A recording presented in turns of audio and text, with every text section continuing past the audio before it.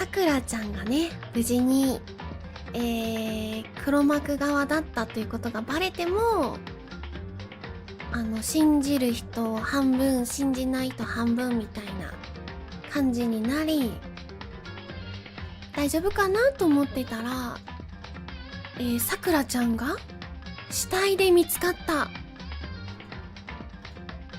灰になってたっていうところからスタートだね。で、探偵パートが始まる感じかな。よし、行こう。果たして犯人は誰なんだろう。まだ情報は落ちてません。なところだね。よし。さくらちゃんが。わあ。さくらちゃんが。いや、葵ちゃん相当ショックじゃないこれ。死んじゃったの？背中に朝比奈さんの声を聞きながら僕の視線はただ一点のみに注がれていた。目の前の大神さんの死体に。間に合わなかったわね。もうちょっと早くとかだったら間に合ってた可能性もあったんかな。また起きてしまったわ。噛みしめるようにつぶやきながらキリギリさんは大神さんの死体にそっと手を触れた。死亡確認のようなものだろうか。脈や反応を確かめているようだった。うわー、呼んでこなくっちゃ。誰を？あ、みんなを。朝比奈ちゃん大丈夫？一緒に死んだりしない？朝比奈さんはふらふらとした足取りで娯楽室を後にした。そして僕はどうしてこんなことに？そうつぶやくことしかできなかった。ただ同じ言葉をつぶやくことしか。私は大神さんの体を調べないとね。頼んだ。死体の脈や反応を確かめてるキリギリさんの後ろで僕はただ立ち尽くしていた。時間だけが過ぎていった。何もできないままただ時間だけが過ぎていった。そしてしばらくしたところで連れてきたよ。はオーガこりゃ死んじゃってますね。なるほどな。大神桜が殺されたのか。残りの3人がやってきたところでキリギリさんが切り出した。ちょっとさっきの死体発見アナウンスは聞いたわね。それならこれがどういうことかわかるでしょ。面白い。大神桜が殺された。ここにいる誰かに殺された。あ、ちょっと待って。これをこうしてチェックありがとう。これこうして接続しとかなきゃ。できた。殺しそうな人は信じてない白夜かジェノサイダーか深川かぐらいかな。殺すのであれば。違う。ここにいる誰かなんかじゃない。さくらちゃんを殺したのはあんたたちが。葉隠れ戸上深川の誰かだよ。あ、葉隠れもまだ可能性あるか。なんだ。捜査もしてないのに断言か。捜査なんかしなくたってわかるよ。だってあんたたちはさくらちゃんを、目の敵にしてたじゃん。許せない。犯人はあんたたちの誰かに決まってるよ。犯人が決まってる？ドキドキ。まさか貴様は怒りによって推理力を何倍にも高めるタイプの地球人か？まさかモノクなんなの？マ？なんなの？何しに来たの？まだまだ。決まってんじゃん。配りに来たんですよ。殺人フリーペーパーこと。何？超サイヤ人？なんだ？どの辺がだ？じゃモノクマファイル。ん。にゃほほほほ。朝比奈さん、そんなに怒ってたらいやらしいお顔が台無しですぞ。ひどい。僕はこの辺で。ちょっと待ってよ。お前に聞いておきたいことがあるんだ。は大神さんを、殺したのはお前なんじゃないのか？はにゃにゃ。モノクマだったりするのかな？大神さんは黒幕に戦いを挑むって言ってた。もしかしたらお前と大神さんはまた戦って、そこで彼女をつまり、殺したと。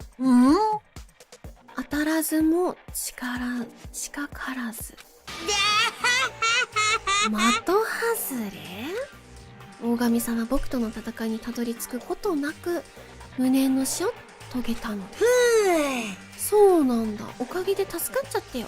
彼女の喧嘩を買う必要もなくなったしさ。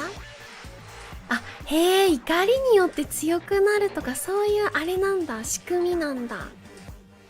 いいね。じゃあどんどん大切な人とか味方がこうやられてくにつれて強くなれるみたいな感じかな。しょぼーん。だってね、さすがの僕でも化け物を倒すのそんなに簡単じゃないわけですよ。化け物ひどい。だから困ってたの。僕への暴力は禁止という校則違反を犯しつつ、奴には罰を与えられなかったからさ。偉いね。だからどこの誰だか知らないけど、今回の苦労には感謝してるんだよね。何それ。感謝。ぷぷぷぷぷ。おっとっと。僕に怒りをぶつける前にまずは犯人を探さないと。ひらん。だってお前らの命がかかってるんだよ。ぷぷぷぷぷ。ぷぷぷぷぷ。何それ。感謝なんて許せない。そんなのひどすぎるよだが犠牲者が大神でよかったのは確かだ。あいつは黒幕の内通者だったんだからな。そんな言い方ってもっとお前らなんかと口論している時間はない。もうゲームは始まっているんだ。恨むなら大神を殺した犯人を恨むんだな。とにかく今は犯人を見つけることを第一に考えましょう。そうだね。犯人を見つけなければ私たち全員が処刑されてしまうんだしではまずは現場の見張り役から決めるとするか。私がやるよ。朝比奈さん、私なら大丈夫だから私に任せて。大丈夫なの？それに私はここに残っていたい。さくらちゃんと一緒に。まあいいだろう。では一人目は朝比奈で決まり。もう一人はお前だ。キリギリ。京子？え？私か？お前はいつも目障り。今回はおとなしく見張りをしていろ。これは命令だ。白夜の命令ってキリギリさんは聞いてくれんのかな？いいわ。じゃあ私が残りましょ。にゃんにゃかにゃん、お風呂偉い。さっぱり偉いぞ。京子は白夜の言うこと聞くんだってこれで決定だな。では早速始めるとしよう。ちょっと待ってよ。その前に言っておくことがあるの。なんだ。言っておくこと？葉隠、戸上、深川の3人は現場に入っちゃダメだから。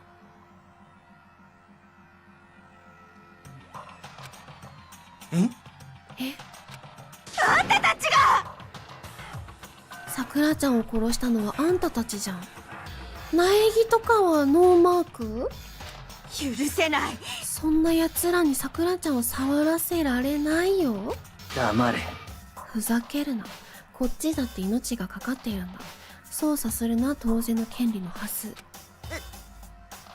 なんて言おうと犯人にさくらちゃんは触らせない。力ずくでも絶対に入れないから。なんで3人だけって決まってるの？どうやらこのまま言い合いをしてても時間の無駄のようだ。だったら情報案を出してやろう。決まりだ。3人全員とは言わん。俺だけを許可しろやっぱ白夜は違うね。俺だけは許可しろ。なら違うね、さすが白夜だわ。ね、さすが帝王しか言えない。構わないだろ。どっちにしろお前らを役立たずなんだ。私は別にっすよ。興味なさそう。操作より白夜様とのファンタスティックな妄想を繰り広げてる方がずっと有意義だしね。はがくれも文句はないな。そこまで言うなら仕方ないべ。どっちにしろ別にやましいこともねえし。決まりだ。何言ってんの？勝手に決めないでよ。落ち着いて。あなたの気持ちもわかるけど、ここは戸上くんの案で納得して。ね私たちは大神さんを殺した犯人を突き止めなければならないわ。え、そう。生き残った私たちのためにも、そして死んだ大神さんのためにもね。分かったよ。じゃあそれでいいけど。だけど戸上は絶対にさくらちゃんに触っちゃダメだから。へえ、当たり前だ。うわー、誰が薄汚い死体なんかに触るか。ねひどい。喧嘩はそこまでよ。ここから先は捜査に集中しましょう。みんなよく覚えておいてね。誰が大神さんを殺したのか解き明かさない限り、え。いいわね。生き残った私たちも全員殺されてしまうのよ。はい。大神さんを殺した犯人を暴く。望む望まないの問題じゃない。僕らが生き残る唯一の方法なんだ。絶望的な希望、やるしかないんだ。うわー、葵ちゃんの決め打ちみたいな言い方も何？なんか見たのか？まずはモノクマファイルで状況を確認。死亡時刻は昼の12時。死体発見現場となったのは学校エリアの3階にある娯楽室。大神さくらがここを訪れるのは意外だな。被害者の頭部に打撃痕あり、頭を強く打った模様。それ以外の目立った外傷はなし。外傷以外では被害者は激しく吐血したんだ。吐血？派閥完璧に割れてたからそれかな。確かに受け入れる側と黒幕だったけど改心したと思ってくれる側と改心しなかった側に改心してないだろうで受け入れなかった側の派閥のことかな。そうかも。この組ねえ吐血。今回の事件はなかなか手強い。どうして？それは娯楽室の出入り口は私たちが入ってきたあそこのドアだけ。しかもあのドアは部屋の内側に置かれてた椅子のせいで開かなくなっていたわ。すると犯人は椅子でドアを塞いだ後どこから逃げたのかしら。確かにそっか、唯一のドアが内側から封鎖されて窓ガラスを割るまで出入り不可能だったとなるとどこからも逃げられない。つまり密室殺人？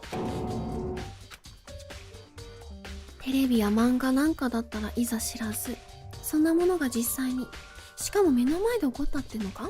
ねこの際だからついでに説明してあげましょうか。密室殺人かどういうものかお願いしよっかな。え、いいわ。密室殺人には大きく分けて4つのパターンが存在する。そんなに。1つ目は犯行後密室を構成した場合、犯行が起きた後で犯人が何らかの方法で密室を作り上げたパターン。施錠に関するトリック。糸や歯車を利用して鍵をかける原始的な方法や機械仕掛けで鍵をかけたり、方法は様々。施錠に関するトリックか。だったらドアを調べてみれば確認できるな。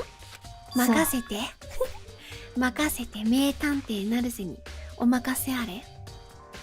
2つ目は犯行前からすでに密室状態だった場合、犯行前から？つまり、特殊な道具や方法を使って密室の外から中にいる被害者を狙う方法。スイッチを押すと発動する拳銃発射装置とか、ドアの隙間から矢を放ったりね。だけど今回の場合は当てはまらないでしょうね。拳銃や弓矢といった飛び道具は学園内にないし、そんな隙間もあのドアにはなさそう。確かに除外だ。そうね。3つ目は、密室が破れた際に犯人が密室内にいた場合。犯人が室内に隠れてたってこと？つまり、そして密室が破られた際のどさくさに紛れて現れる。なんとなくわかる。駆けつけてきた発見者のふりをしてね。そういう方法。その方法だったらありえるかもな。そうね。最後の4つ目のパターンは、密室じゃなかった場合。つまり、部屋のどこかに抜け穴があるパターン。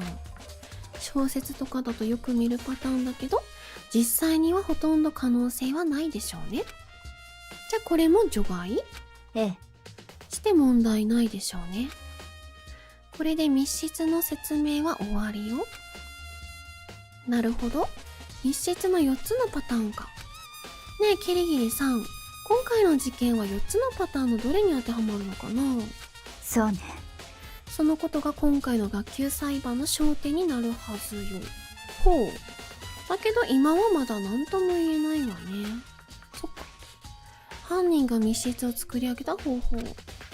それを突き止めない限り、大神さんの死の真相は明らかにならない。確かに手強そうな謎だ。はい、集中して捜査しないと。死んだ大神さんのためにも。吐血したが気になるね。吐血。大神さんが座っている椅子の付近にガラスの破片が散乱。瓶。ボトルの飲み口の部分と底の部分だよな。つまりこのガラスの破片は元はボトルだったってこと？お、床のガラス片。傍らになんか別のものも落ちてる。手のひらサイズのフィギュアがポツンと一つだけ。モノクマのフィギュア。ほう。ハンカチ？何かの包装紙。それ、何？朝比奈さん知ってるの？それは、私があげたんだもん。その包装紙、飴玉のだよ。私がジェノサイダーに怪我させられた時、さくらちゃんすっごく怒ってたでしょ？だから少しでも落ち着いてもらおうと思って保健室から出た後すぐ後で私があげたんだ。かわいい。大神さん、さくらちゃんは飴で落ち着くかわいい性格もあるんだ。朝比奈さんが大神さんにあげた飴。下宿舎の倉庫で見つけた飴なんだけど、私それ大好きなんだ。だから倉庫に入れるようになった直後に段ボールごと部屋に持って帰っちゃった。最低。成瀬たちにも分けてよ。独り占めするなんて葵ちゃん。だからもう入手不可能なんだ。箱ごとね。そんなに好きなんだ。だって、この味をさくらちゃんにも味わってもらいたくて、そう思ってあげたんだけど、もう味わえなくなっちゃったんだね。朝比奈さん。赤い水玉の飴玉。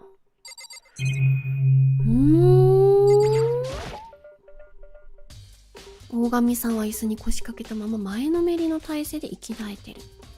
確か死体には頭部に打撃痕があるんだったよな。それが致命傷なんだろうけど、モノクマファイルによると吐血もしていたはずだ。口から血。吐血の跡が見られるけど、そもそも吐血の原因ってなんだ？頭部以外の外傷はないってモノクマファイルには書いてあるけど。なるほど。あれか、新しいお部屋の科学室だっけ？毒薬飲まされた。もしかして頭を殴られたせいで吐血した？って舌噛んだりしたとかってこと？そんなわけないだろ。戸上くん、まあいいだろなかなか面白いところに目をつけたな。それだけは褒めてやろう。面白い。う。当然だ。そうは思わないのか？面白いとは思わないけど。でも気にはなるの？吐血の理由、彼女の死と関係しているのは間違いないはず。これが割れたのか。棚の上に赤いボトルが4本並んでいる。あ、チェスだ。それぞれのボトルの中にモノクマのフィギュアが1体ずつ入れられてるけど、このフィギュアってどうやってボトルの中に入れたんだ？確かに気になるよね、こういう。どうやって作ったんだろう。それは、ボトルシップと同じね。補線なんかの模型が、ある。それより小さな口のボトルに入れられた工芸品見たことある。ねえ、どうやって入れるんだろう。確かに考えたことなかったな。見たことない？ある。つまり、それのモノクマバージョン、モノクマボトルってところね。少しずつだけど見えてきた気がする。本当？棚の上に飾られたモノクマボトル。床に落ちていたフィギュア。元はガラスだったと思われる赤いガラスの破片。つまり大神さんはモノクマボトルによって頭部を殴打されたんじゃないのか？床に散らばった破片とフィギュアがそれを物語っている。超高級のレスラーに力では勝てないだろうからね、何らかの薬盛られてそうだよね。で、真っ向勝負したら絶対勝てない相手でしょ？不意をつくしかなさそうだよね。つまり凶器はモノクマボトルだと考えられるはずだ。血もある。雑誌類が収納されてる棚の前に血痕がある。大神さんの血痕だろうけど、それにしてはちょっと妙だな。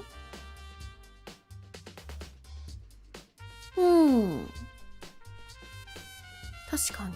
なんで座ってるのに血が離れた場所にあるのか？雑誌棚の前の血痕を記録しました。確かに違和感だな。雑誌棚だ。いろいろなジャンルの雑誌が揃っているみたいだ。時計。13時付近。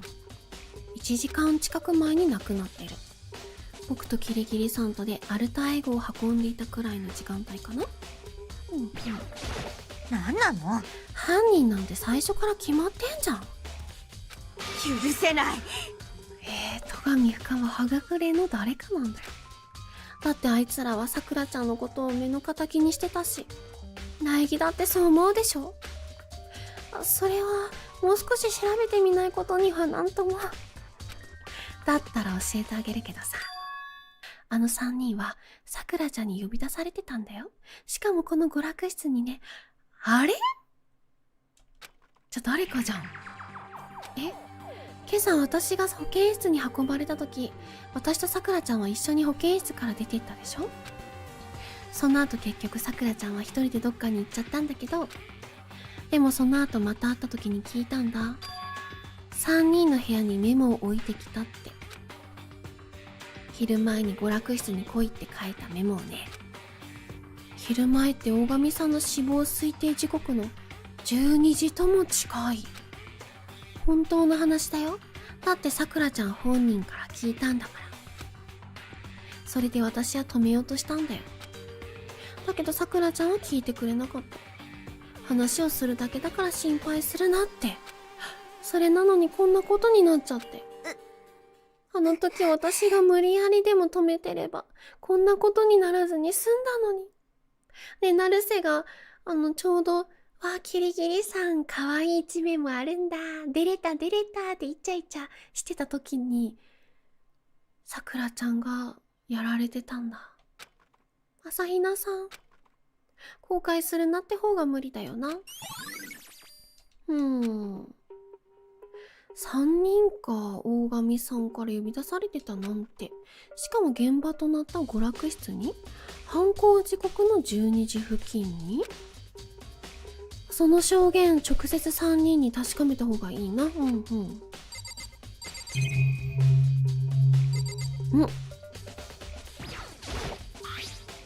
プロドルメン X 化学室 A の2。プロテインだっけこれ。昨日言ってたそれはプロテインの容器みたいね。しかも中身が空だわ。大神さんが飲んだんだろうね。よくプロテインを飲んでたから。それにプロテインは万病に効くって言ってたし。違うわ。それはガセよ。知ってるよ。それにしてもプロテインの容器、化学室 A の2ってラベルが貼られてるけど苗木ちゃんと知ってて、そうなんだって言ってあげてたんだね。ね、信じてると思われてた。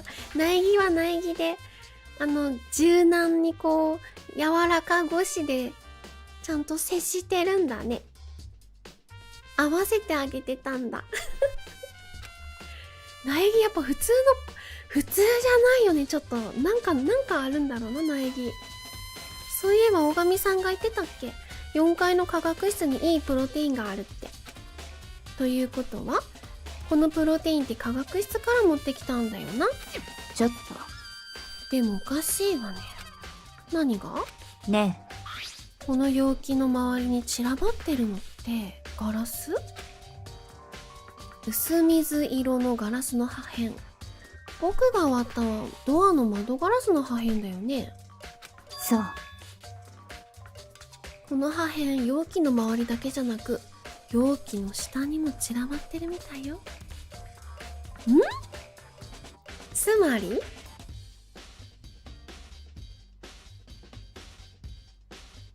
窓ガラスが割れる前からガラスが割れていて、その上に容器が乗って、でまた窓ガラスが割れた。2回割れてる。それがどうしたの？それは詳しいことはまだわからないけど、きっと覚えておいた方がいいわ。わかった。おそらくとても重要な手がかりになるはず。重要な手がかりってどういう意味だ？そういうことだよね。時系列が合わなくなる。割れたタイミングが。あ、ここがあれ、苗木が割った窓？このドアが娯楽室の唯一の出入り口。このドアには鍵もないし、ドアの金具も取り外したような痕跡もない。唯一変わってる点は窓が割れてることだけど、それはさっき部屋に入るときに僕が割ったせいだったな。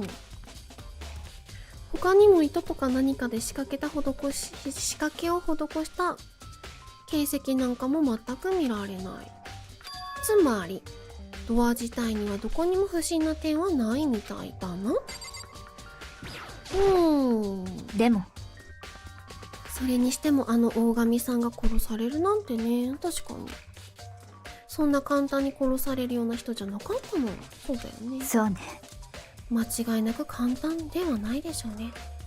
または中に入ってきた人間が、どさくさに紛れて後から置いたか。確かに。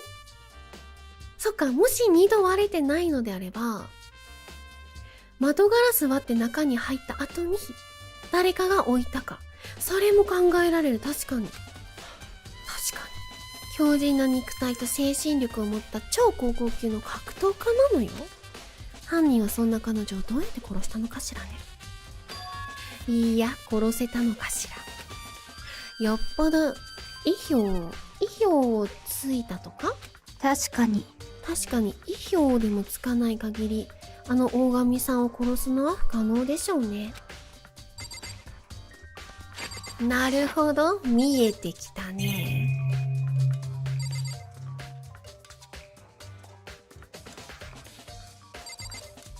じゃあ、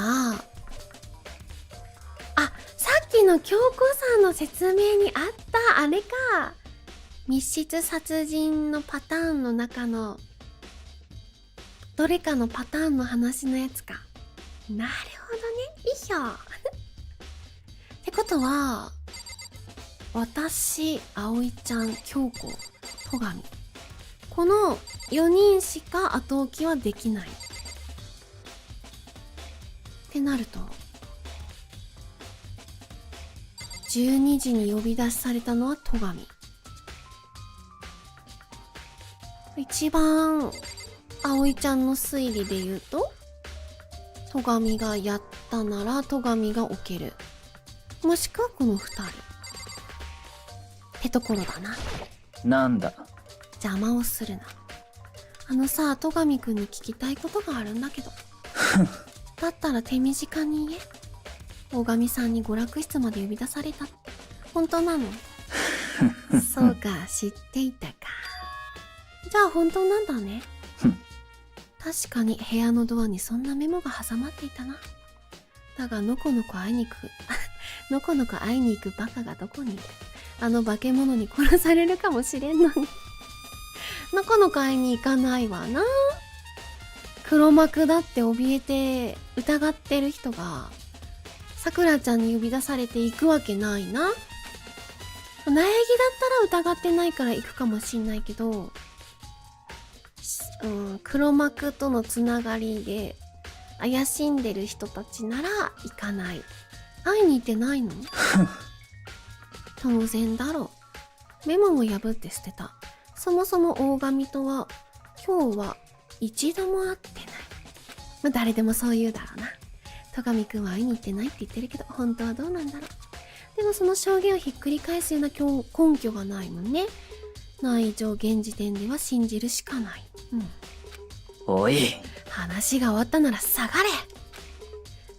ありがとう。なるほど。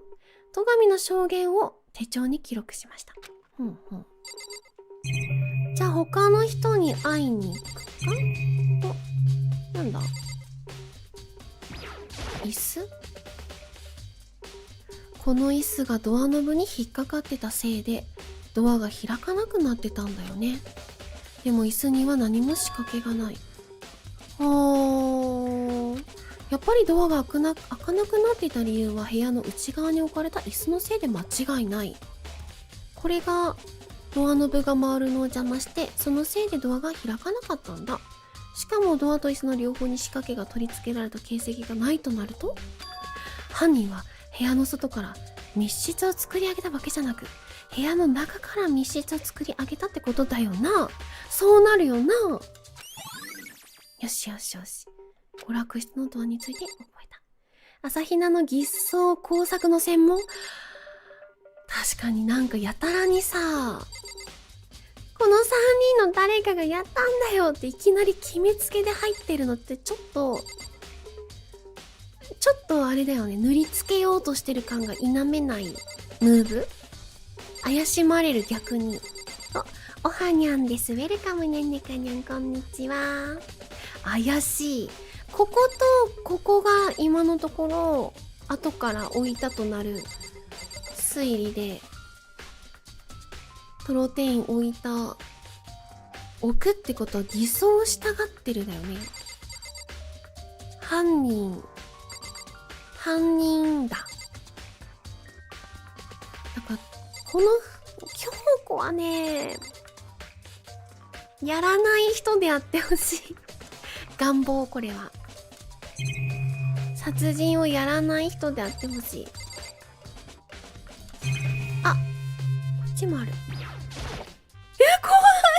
なんか手跡がある。怖くない？誰か閉じ込められてたのかなこれ。ロッカーのドアが開いてる。しかもロッカーの内側には怖い手形だよな。なぜそんなところに手形が残されているのかしら。指紋を見ればわかる。ロッカーの内側にこびりついたホコリのせいで触った部分に手形が残ったみたいだけど。そうね。しかも結構新しい手形のようね。で、成瀬は、あれだ、肉球ですぐ、成瀬じゃないって白塗りしてもらえる。男子トイレに隠し部屋あったりするから、ここにも隠し通路あっても不思議じゃない。確かに不思議じゃない。そうだ。おそらく誰かがロッカーの中に隠れて、その際に手形をつけてしまったんでしょうね。そうだ、成瀬がやってたら逆にすぐバレる。肉球で。うん、猫の手形だってすぐバレちゃうから、そんな、わかりやすく成瀬なら証拠残さないね。うん。そうか、だとすると、犯人は密室が破られるまでこのロッカーの中に隠れてたんじゃないのかな。じゃあ駆けつけたこのメンバーの誰かってこと？それで密室が破られた後でどさくさに紛れて姿を現したんだよ。苗木くん、この123、4人の中にそんな人いた？違うわ。ああ、よかった。残念だけどその可能性はないわ。どうして？ね思い出してみて。密室を破る前、窓ガラス越しに娯楽室を覗いた時のこと。開いてたー。覚えてない、ここ。すごいね。京子さんってすごいな。そっか、あの時すでにロッカーは開いてたんだ。はあ、つまり密室が破られた後まで誰かがここに隠れていた可能性はない。だとしたら、このロッカーの手形の意味って何なんだ？何なんだろう。ね。苗木くんどう？そろそろ一通り調べ終わったんじゃない？じゃあ次は聞き込み。私は見張りだからここを離れられないの。いいわね。はい。あなたに言ってもらうことに決まったわ。はい。すでに決定してるんだ。喧嘩の一件以来、キリギリさんで強引になったような。強引になったけどさ、ツンデレが分かったから、あの強引さは、きっと、一緒にいてほしいけど、ツンデレ京子が、こう出てきて、あっちに行きなさいよ、苗木ってやってんだよね。ねえ、ニマニマしちゃおう。きっと京子は、照れてるんだよ。勘違い野郎。きっと京子は照れてるんだよね。かわいいな、ツンデレ京子かわいいな。確かに聞き込みも必要だよな。大神さんに呼び出されていた残りの2人、あの人たちからちゃんと事情を聞いておかないと。勘違いじゃないし、そうだよね。勘違いじゃないよね。京子とよく目合うし、勘違いじゃないよね、これ。きっと京子は照れてんだ。最近電気毛布にくるまるといつでも寝れる。それはおじいちゃんになったとかじゃなくて、猫ちゃんになってんじゃない？こう猫化していってんじゃない？どんどん猫化してるから、あったかい毛布にこうくるまれてるだけで、すやーって多分こう鳴り出したんじゃないの？おじいちゃんじゃなくて、君は猫になり始めてるんだ、きっと。ツンデレは2次元しか許しません。どういうこと？ 3 次元だったら素直に言ってほしいってこと？ツンデレわからないってこと？あれか、ツンデレかどうかラインがわからなくて、本当に嫌がってんのかなって思っちゃいかねないから、ツンデレは2次元の中でしかやんないでくれってことかな。目指せ20時間睡眠。そう、猫は1日のうちなんだっけ6時間しか活動できないもんね。他睡眠だって、本当のってか猫ちゃんたちは。そう。残りの2人は寄宿舎の方にいるはずだ。葉隠れと深川に聞きに行くか？どの辺だろう？お部屋に行くか。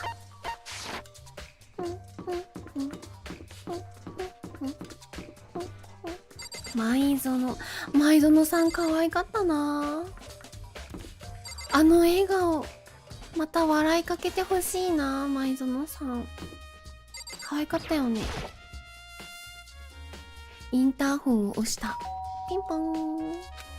しばらくすると怖い。何？誰？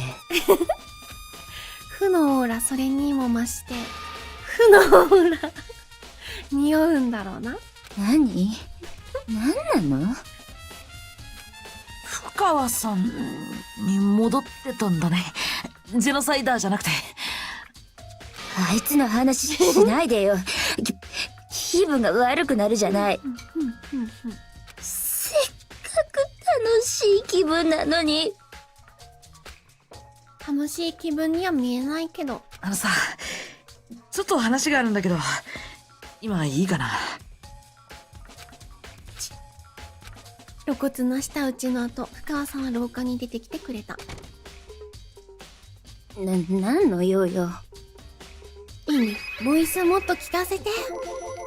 話って、深川さんが大神さんに呼び出された件だよ。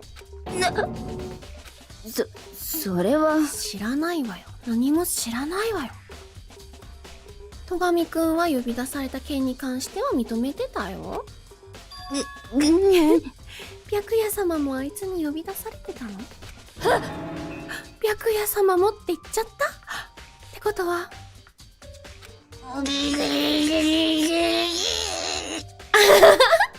これじゃあ私も呼び出されたってバレバレじゃない。かわいい。そうだね。じゃあ話してくれるよね。確かにメモは見たわ。でも会いに行ってないわよ。怖くて行けなかったのよ。深川さんは会いに行ってない。本当はどうなんだろう。でもその証言をひっくり返すような根拠がない。もういいでしょ。私は部屋に戻るわよ。そそくさと戻っていった。深川も会ってない。葉隠れはお部屋にいるのかな。カンカン。だべ。いた。用事でもあるんか？ちょっと葉隠くんが大神さんに呼び出された件なんだけど。ならなんで知ってんだ？もしかすっと。俺の心を読んだな。得意な能力で目覚めたんだべな。だけど呼び出されたのは俺だけじゃねえべ。なんで知ってるの？他の二人はそんなこと一言も言わなかった。あ、深ワッチと戸上っちも呼び出したって当のオーガ自身が言ってたべ。大神さん自身から聞いたの？それっていつ聞いたの？いい出汁が出そうな髪の毛だね。いい出汁出そう。ね、かわいい深川ちゃん誘導尋問した感じでもなかったのに、白夜様もって白状したの可愛かったな。ならあれなんか葉隠れ黒いな、これ。それはオーガに呼び出された時だべ。メモで呼び出されたんじゃないの？やったな、これ。そう、メモを。どうだってな。手渡しされたんだべ。そん時についでに聞いたんだ。なんだか怪しいな。小神さんにそれで会いに行ったの？ちげえって。行ってねって。俺が会いに行くわけねえだろう。やっぱりなんか怪しい。実際最後にオーガと会ったのは怪我した朝比奈っちを保健室に連れて行った時だべ。俺じゃねえって。それ以来会ってねって。そんな怒らなくてもよくない？ちなみに受け取ったメモを見せてもらえる？メモ残ってたっけな。葉隠くんはポケットの中に手を突っ込むと、まあすまん、ないわ、ない。引きつったような笑みを見せながらポケットの中から手を出した。なんか怪しい。と、その時何かが僕の足元に落ちた。葉隠くんのポケットに入ってた何かが。あれ？飴玉の袋？おくれくんは風のような速さでそれを拾い上げると、再びポケットの中へと突っ込んだ。ね、何か隠してるこれ。アメちゃんの袋？まあまあ。てへへ、ゴミだべゴミ。ゴミを捨て忘れてたべ。ゴミ？なんだべ。とにかく俺は大賀に呼び出されたけど、実際には会いに行ってねってことで失礼させてもらうべ。一方的に会話を打ち切ると、はがくれくんは部屋の中へと逃げていった。はがくれくんはゴミだなんて言ってたけど、ただのゴミなんかじゃないよな。気づいた苗木。これただのゴミなんかじゃない。これで深川さんとはがくれくんから話は聞けたし、この後はどうするかな。ねえねえ、いつからジョジョのさ、スティールボールランっていつからだっけ？忘れてたかも、日程。危ない。広げて持ってるのは好きな子にもらったかー、もしくは好きな子、もしくは可愛くて僕なんかがって思ってた存在から突然もらって、脈ありだったのってあまりの喜びで大事にしてたな、きっとね。捨てる気なくて保存しようとしてたの、はがくれ。もう一度現場を調べておく必要はあるだろうけど、でもそれ以外にも娯楽室に落ちてたプロテインの容器についても詳しく調べた方が良さそう。確か科学室から持ってきたものだったよな。オッケー、科学室行こう。いいよ、推理が冴えてる。3階4階4階だ。ここだ。白夜もいる。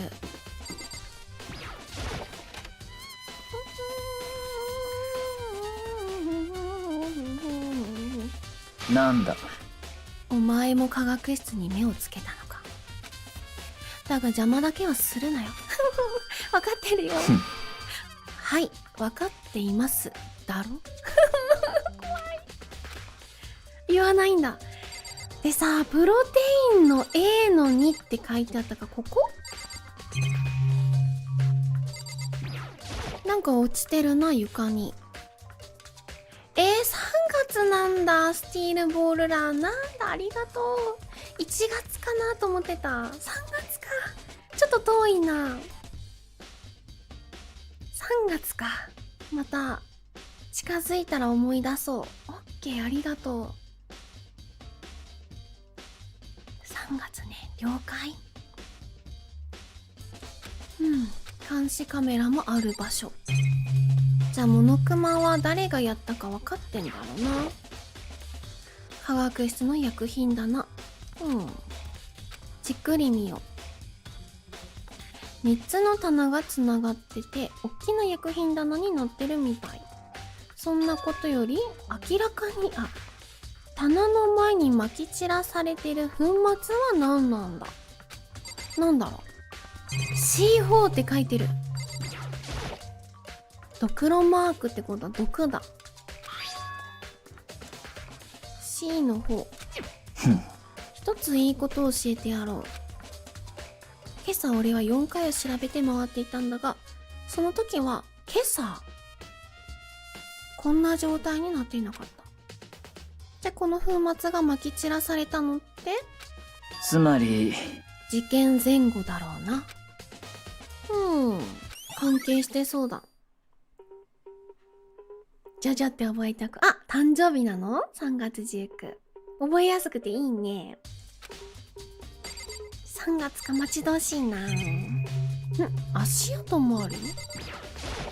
明らかな黄色い粉末が大量に撒き散らされている。うっかり踏んで跡を残さないように気をつけないと犯人と思われちゃうな。これって足跡だよな。しかもこの足跡、左端の棚の前だけに残されてる。この足跡がどういう位置関係になっているのか、見取り図的なものが必要かもしれんな。見取り図察しがいいじゃないか。にやりと笑いながら戸上くんが紙とペンを手渡してきた。なんだ。どうした？早くしろ。わかったよ。紙にペンを走らせ見取り図を書き上げていった。めっちゃわかりやすいっていうか、苗木 G わかりやすい。綺麗。成瀬の誕生日ね。3月。あ、そっか、誕生日が終わった後、10日後に始まるってまた思い出せばいいね。3月な、待ち遠しいの。お前ごときにしては上出来だ。お前ごときって。なるほど。こうして見ると、やはりその足跡を残した人物は左の棚だけに用事があったようだな。迷いなく一直線に左足の棚の前に向かい、そこで用事を済ませ、そして去っていった。そんな足跡だ。なるほどな。そしてこの足跡はおそらくありえるな。苗木の棚。違うよ。なんだ。靴を見せてみろ。足の大きさを確かめてやろう。断るわけにもいかず、おとなしく戸上くんの言葉に従った。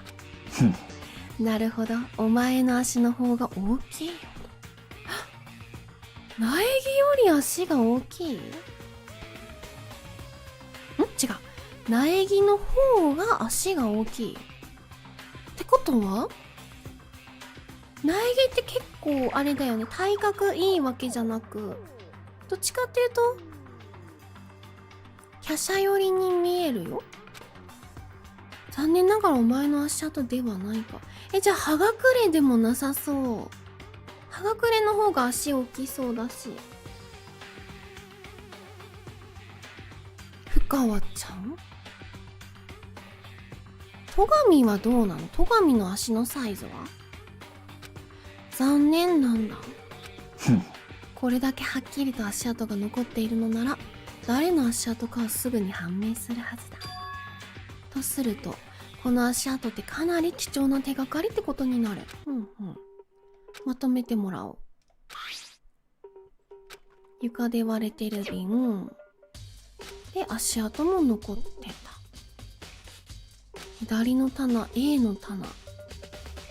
しかも戸上くんによると、事件前後にまき散らかったようだ。いい情報だ。で、A。ここの棚には、あれ？ A の中にドクロの C の9が混ざってる。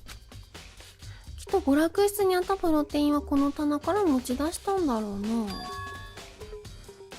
どれも A のラベル貼られてる。つまりこの左側の棚は A の棚ってことか。はあ、一つだけ C の9のラベルが貼られてる。誰かが間違えてここに置いたってことか？足跡の人が置いたのかな。 B。 ここはラベルは特に違和感ない。試薬。なんだ。まあいいだろう。これは関係ない。 B のラベル関係ないな。なんか隙間ができてる。この棚にあるのは見るからに危険な棚。毒薬とか劇薬とかだよな。 C から始まるラベルが貼られてる。一旦この棚についてまとめてみよう。 A の棚には栄養剤、 B の棚には試薬、そして C の棚には毒薬の類が保管されてた。おそらく大神さんは A の棚からプロテインを持ち出したんだろうけど、気になるのはその A の棚に C のラベルが貼られた瓶が紛れ込んでいたことだ。C の棚にあるはずの毒薬の瓶がどうして A の棚に紛れ込んでいたのか。なんか引っかかるよな。引っかかる。これで一通り調べ終わった。で、戻りますか。ちょっとコインがないか。なるほどな。うんうん。はい。次どこ見ればいいんだろう。3人に聞いたから、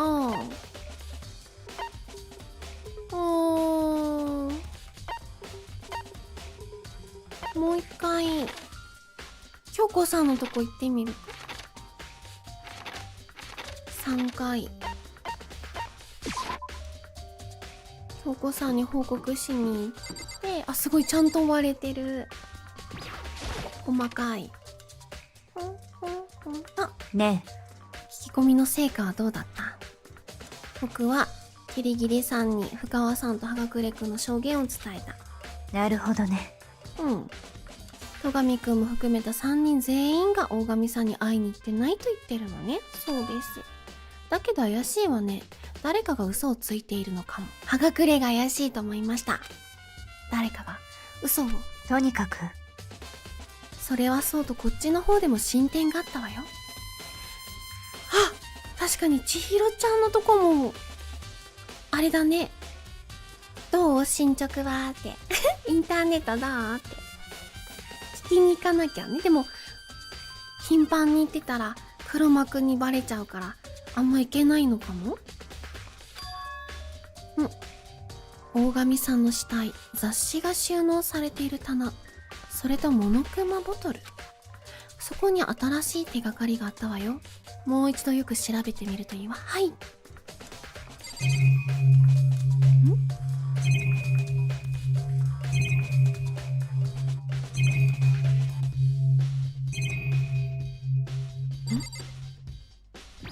なんだろう？ちょっと。ぼんやり眺めてるだけじゃ何もわからないわよ。そりゃそうかもしれないけど、ね死体には触らなくていいの。一般人が触るのやっぱ抵抗あるよ。仕方がないわね。尻込みする僕とは正反対にキリギリさんは平然と死体に触れていく。超高校級の警察か何かかな。もはや見慣れた光景だけど改めて思う。よく顔色一つ変えずに死体を触れるね。僕なんかいくら死体を見ても慣れないのに。え、そうね。そっちが普通よ。だったらどうしてキリギリさんは前世は工藤なんちゃらさんだったりしますかねえ、ありえるよね。それは、きっと私が以前から死体と接する機会が、前世もしくは祖先に、シャーロックなんちゃらさんとかいませんか以前から死体と接する機会が？どういうこと？いえ、なんでもないわ。ねなんでもないにしては、それよりこれを見て。黄色い粉末。大神さんの靴？え、そう。足の甲に黄色い粉末が付着してるでしょ？確かに。なるほどね。舐めちゃいけませんよ、それ。毒薬の可能性がある。大神さんの足の甲に付着した粉末。これが一つ目の手がかりよ。ねえ、警察関係なんかな？ね彼女の頭部の傷。証拠よ。傷跡かな？傷跡よ。よくえ、見て。そうね。と言っても見るのはきついでしょうから説明してあげるわ。どうやら、彼女の頭部の打撃痕はどうやら一つじゃないみたいなの。何？頭の傷は2つ？つむじが2つあるみたいな感じかな。打撃痕が2つ？ええ、興味深いでしょ。ついでに興味深い事実をもう一つ。成瀬はつむじ1つ。そう。殺された彼女の両手は綺麗なままだ。指先に血痕すらついてない状態だったのよ。そうね。まあ大神さんの死体を調べて判明した事実はこんなところね。死体を調べたキリギリの証言を手帳に記録しました。黄色い粉かかってるの怪しくない？キリギリさん以外にはとてもできない芸当だよな。次は何をすればよろしいのかしら？ねはい。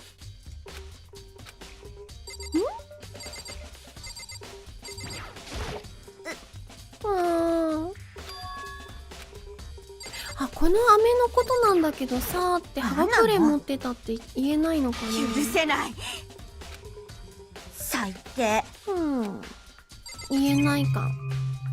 そう、探偵さん、にゃんにゃかにゃん、こんにちは。今日も探偵をやってます。よろしくにゃんにゃかにゃん。こんばんは。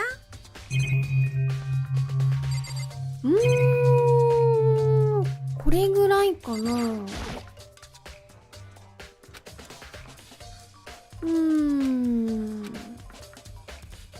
ねえ、なるほど、全部触るんだ。3箇所全部触って京子さんにアドバイスもらうのか。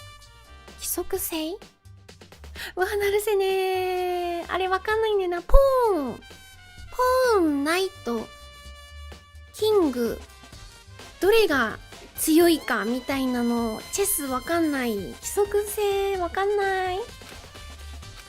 ルークもある？ルーク？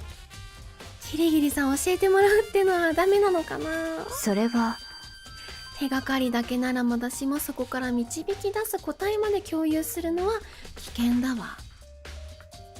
でもさ、ふと思ったりする。こう、世界的な遊びじゃん。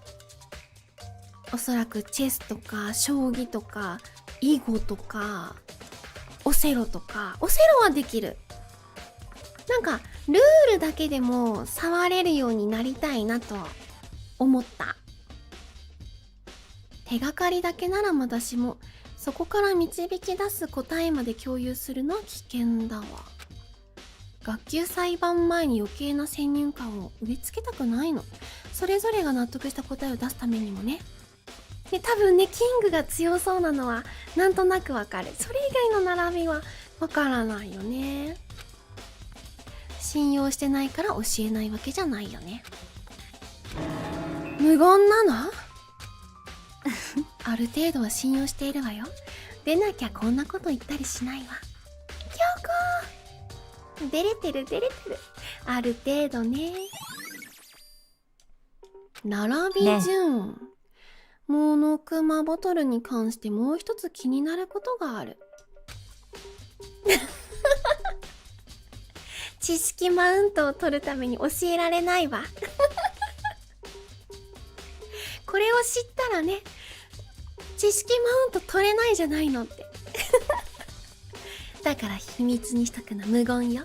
そういうこと？今日も出れたよね。京子は今日も出れてますよ。それを確かめるための実験をしたいの。手伝ってもらえるわよね。実験？とにかくまず床に散らばったモノクマボトルの破片を集めて、小さな破片もなるべく残さないようにね。でも大丈夫？勝手に現場のものをいじったりして。別にいいじゃない。一通り調べ終わった後だし、問題ないはずよ。うるさい戸上くんもいないしね。じゃあ私は科学室に行って必要な道具を持ってくるから、その間によろしく。そう言い残してキリギリさんは娯楽室を後にした。わけがわからないけど仕方がない。やるしかないか。娯楽室のほうきとちりとりを使って床に散らばったボトルの破片を集めていく。現場の動かしちゃっていいの？ちょうど破片を集め終わった頃。お待たせ。じゃあ。なんかちょっと前髪長さ変えた？ちょっとこの間にちょっとなんか鏡の前に行ったんじゃない？京子さん。実験って何をするの？つまり科学室から天秤を持ってきたわ。これで重さを比べてみるの。重さ？なんと何の重さ？あなたが集めた破片と残ったモノクマボトルの重さよ。どうしてそんなことを？やってみればわかるわ。そのための実験なんだから。はあ。ねえ。まず最初にモノクマボトル同士の重さを比べておきましょうか。一緒だ。釣り合ったままだ。すごい。中の形は違うけど重さは一緒になってるのすごいね。つまりモノクマボトルの重さはどれもほぼ同じってことになるわ。まあ当然だよね。当然なの。中のモノクマフィギュアにほとんど差がないし、他に重さが変わりそうな要因もないしね。確かに。じゃあボトルは2個割られてた。じゃあ本番はここからよ。天秤の片方にあなたが拾い集めたボトルの破片を乗せてみましょう。どういう結果が出るかしらね。なんでわかってるの京子さんはそれを。普通に考えたら重さが釣り合うか集めた破片の方が軽いか、そのどっちかだろうね。頑張って破片を拾い集めはしたけど、やっぱり足りない可能性だってあるからね。じゃあやってみましょう。重い。右の方が重いけどキングだからかなとか思っちゃうけど、明らかに重い。僕が集めた破片の方が重い。ホコリがいっぱいついてます。ホコリは落ちてない。きっとこの世界はホコリなんてないんだ。そんなどうしてだ？やっぱりそうだったのね。やっぱりつまり実験の結果とモノクマボトルの規則性、それらを合わせて考えてみればねそこから導き出される答えは一つしかないように私には思えるけど。教えてよそれ。それ教えてよ。そんな回りくどいさ言い方しなくてさ、私は分かってんだけどねみたいな言い方しないで教えてよ、サクッと。知識マウントしてくる、いつも京子は。あなたはどう考える？あなた次第よ。ピンときてないのにね。チェスの駒が6種類あるんじゃない？残り4種類だから怪しいと思ったんだよ。あ、なるほど。そっか、じゃなきゃ不思議に思わないもんね。チェスの駒の種類を知ってる人しかわからない話よね、これきっとね。知識マウントだ。クイクイ京子。モノクマボトルの実験。わかんないよ。馬がないのはわかる。でも落ちてる。あ、確かに2箇所ボトルがあった痕跡っていうか空間はあるぐらいしかわかんないな。ねもうわかったよ。もうわかった。もうわかった、ここ。そうよ。なるほど。あとは雑誌か。キングがいればクイーン。ただクイーンの見た目がどれかがわからない。キングがいるということはクイーンがいる。ナイトもいる。ただ見た目がどれかがわからない。多分ね、丸っこいのが一番左のてっぺんが丸いのがルーク。ポンかな。ポンっぽいけどな。キング、クイーン、ジャック、ナイト、ポン、ルーク。すごい思い出せるのすごい。検索じゃないんだ。すごい。検索。みんなはさ、ナルセと違って検索早くできるからさ。検索じゃないんだ。すごい。ポンニャ。そう、ポンニャ。麻雀もさ、ルール分かったじゃん。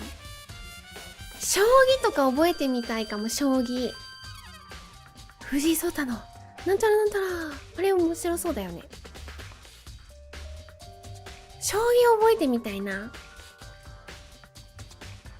将棋わかんないんだよな。検索できるから羨ましいな。なんでさ、一回マウスをこう右画面にこう外して、でこう開いて画面に隠れないように。悲しい未来が見える。なんでわかんないとかなって。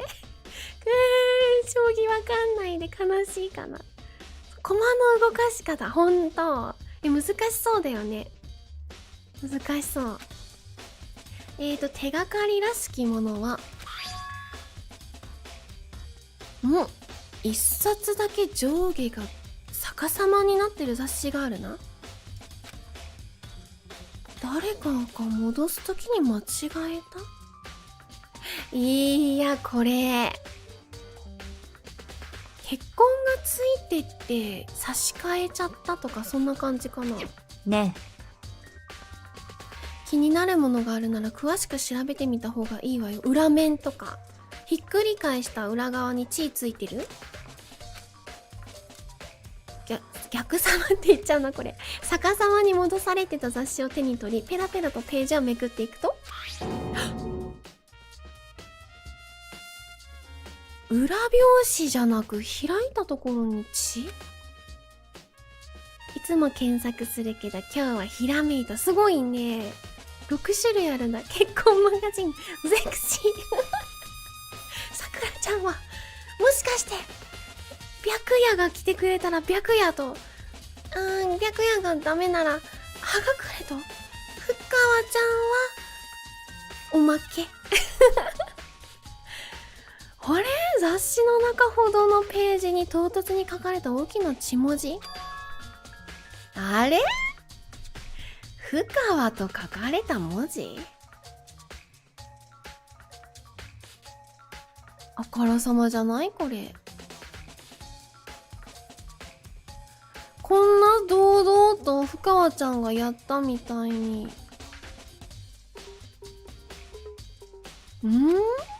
これってひょっとしてダイイングメッセージ？そう。大木くんも見つけたみたいね。キリギリさん、これってそれがダイイングメッセージでしょうね。人の指で書かれているわ。やっぱりそうか。だけどその雑誌が上下逆さまになっていたのは私のせいじゃないわよ。さっき私が見つけた時はすでにその状態になっていたわ。私はその雑誌を調べた後、忠実に元に戻しただけ。後で操作する人のためにね。ねそれってふかわって書いてあるよね。ふかわちゃん？そうみたいだけど。なんなの？犯人はあいつなんだね。そうなんだね。いや、まだ決まったわけじゃん。許せない。決まってんじゃん。あいつが犯人に決まってんじゃん。決定的な証拠だよ。これで犯人を追い詰められるよ。そうなの？まあ確かに1件目のアイドル殺人事件はレオンって書かれてて本当にレオンだったから、ふかわって書かれてて本当にふかわなのかもしれない。なんかあからさますぎて、まあそう、あからさますぎたな。逆の意味で怪しい気がするんだよな。雑誌のダイイングメッセージ記録しました。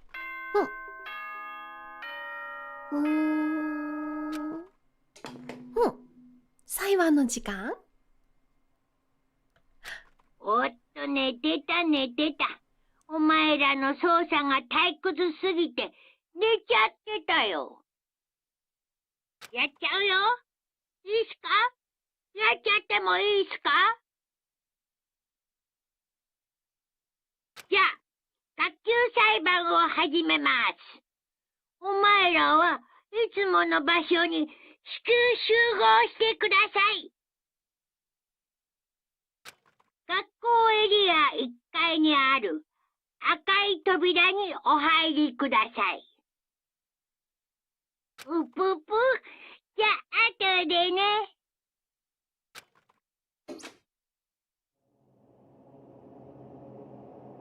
待ってよ、1時間で日にち上終わった？裁判何時間ぐらいかかるかな？どのくらいかかるかな？もぐもぐバレた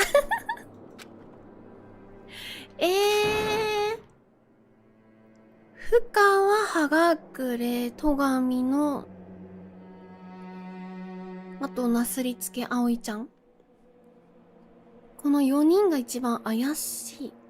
咀嚼開けてないからね、口は開けてないからね。いきますか。まあ可愛いからね。開いてるように見えて可愛いな。こんだけだからまあ、わかりやすそうだけどな。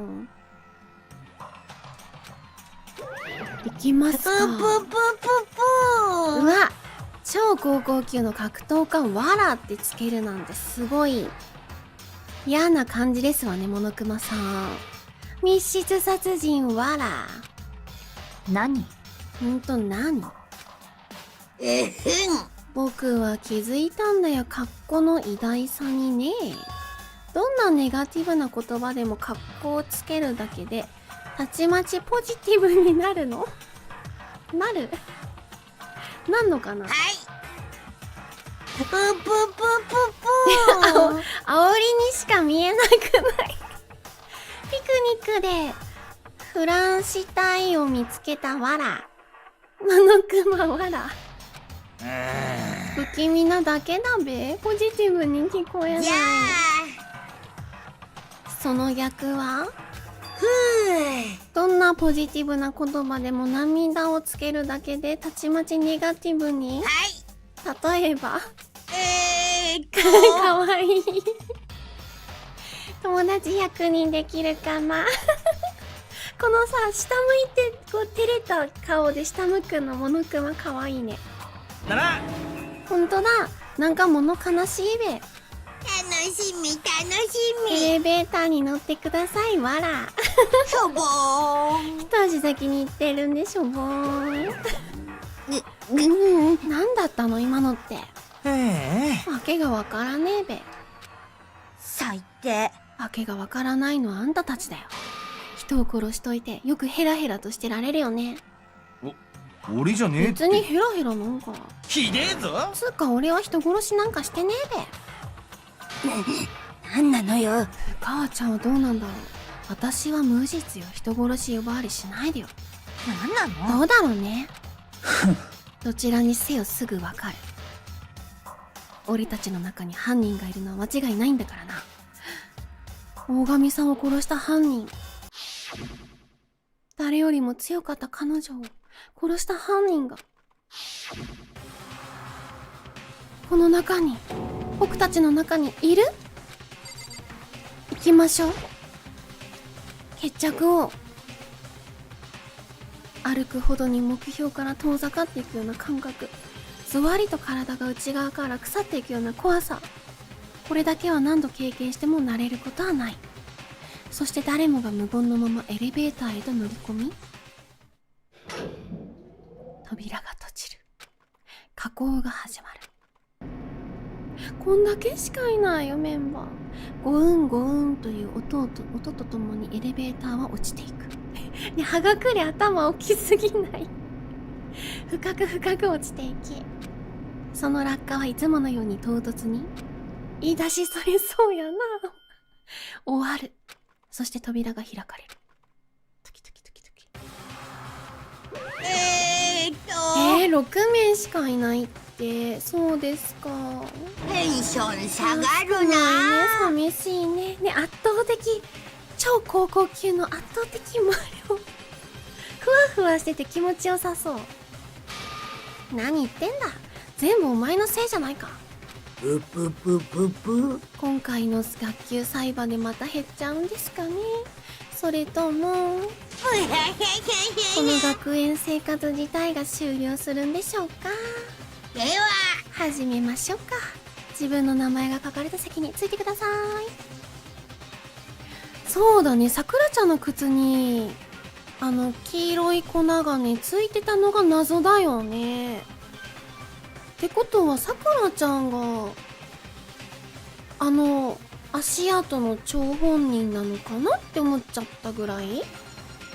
そして4度目の幕が開く。4回目。命がけの裁判、命がけの騙し合い、裏切り、謎解き、言い訳、命がけの信頼、命がけの学級裁判。はい、保存する。よし。弁護準備。さあ、今回はサクッとクリアできるでしょうか。今回はね、あんまりなんか仲良くできてないからな。ああ。特に増やせないスキル。海底。まずは、うん。学級裁判の簡単な説明から始めましょう。学級裁判の結果は、お前らの投票により決定されます。正しい黒を指摘できれば、黒だけがお仕置き。だけど、もし間違った人物を黒とした場合は、黒以外の全員がお仕置きされ、みんなを欺いた黒だけが晴れて卒業となります。さてと、何から始める？犯人はもう決まってるよ。は、なんかデジャブだ。さくらちゃんを殺した犯人は、さくらちゃんのことを憎んでた戸上か深川か葉隠れ、あんたたちの誰かだよ。バカバカしい。私は関係ないわよ。そうだべ。俺が人殺しなんてするわけねえべ。言い訳したってダメだよ。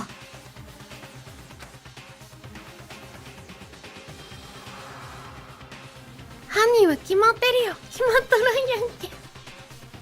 誰かだよ。決まってなかったね。3人の誰かだよ。決まってはなかったな。あの3人の誰かが犯人。朝比奈さんはそう言い切ってるけど、そこまで言い切るからにはなんか根拠があるはずだ。フルボイスきたー。うん。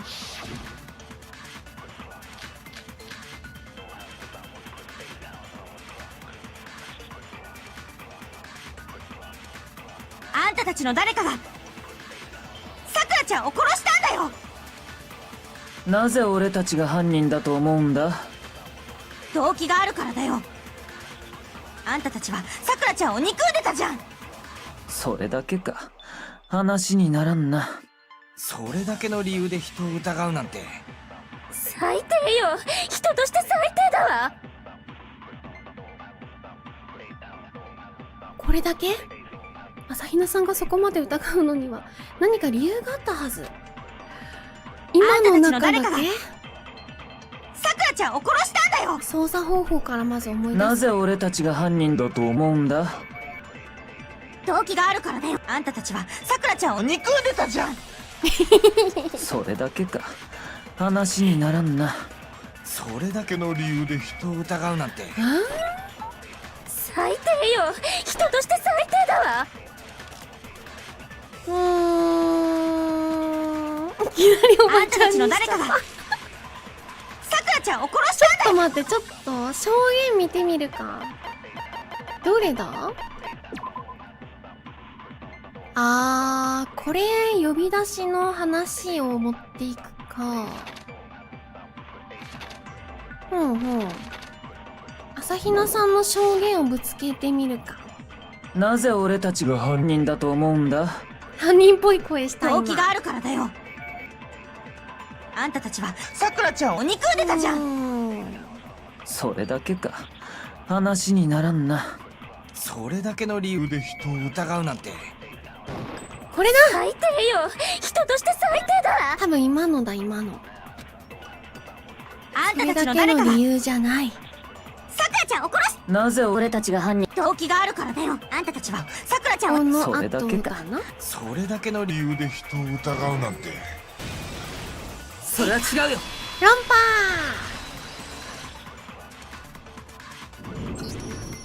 朝比奈さんが疑ってるのって、その3人が大神さんに呼び出されてたからだよね。そうだよ。しかも事件の直前にね。だから間違いないよ。そいつらの中にさくらちゃんを殺した犯人がいるんだ。朝比奈さんが言ってるようにこの3人が怪しいのは間違いない。じゃあその中に犯人がいるのか。いそう。ポケットに入っていたゴミ、これじゃない？決め打ちだ。さくらちゃんに呼び出されてたなんて、どう考えても怪しいよ。怪しい。絶対あんたたちの中に犯人がいるんだよ。そうだそうだ。呼び出されたことは確かだが、俺は会いに行ってないぞ。うん、白夜は言ってなさそう。私も言ってないわ。言ってなさそう。俺も君会いには行ってないべ。わかそれはるよ。違うよ。怪しいもん、この雨の包装紙。葉隠れくん怪はしい。僕と話してる最中、小さな紙を落としてたよね。うん。赤い水玉模様の紙だよ。なんで急にそんなこと言うんだべ。大事だからだよ。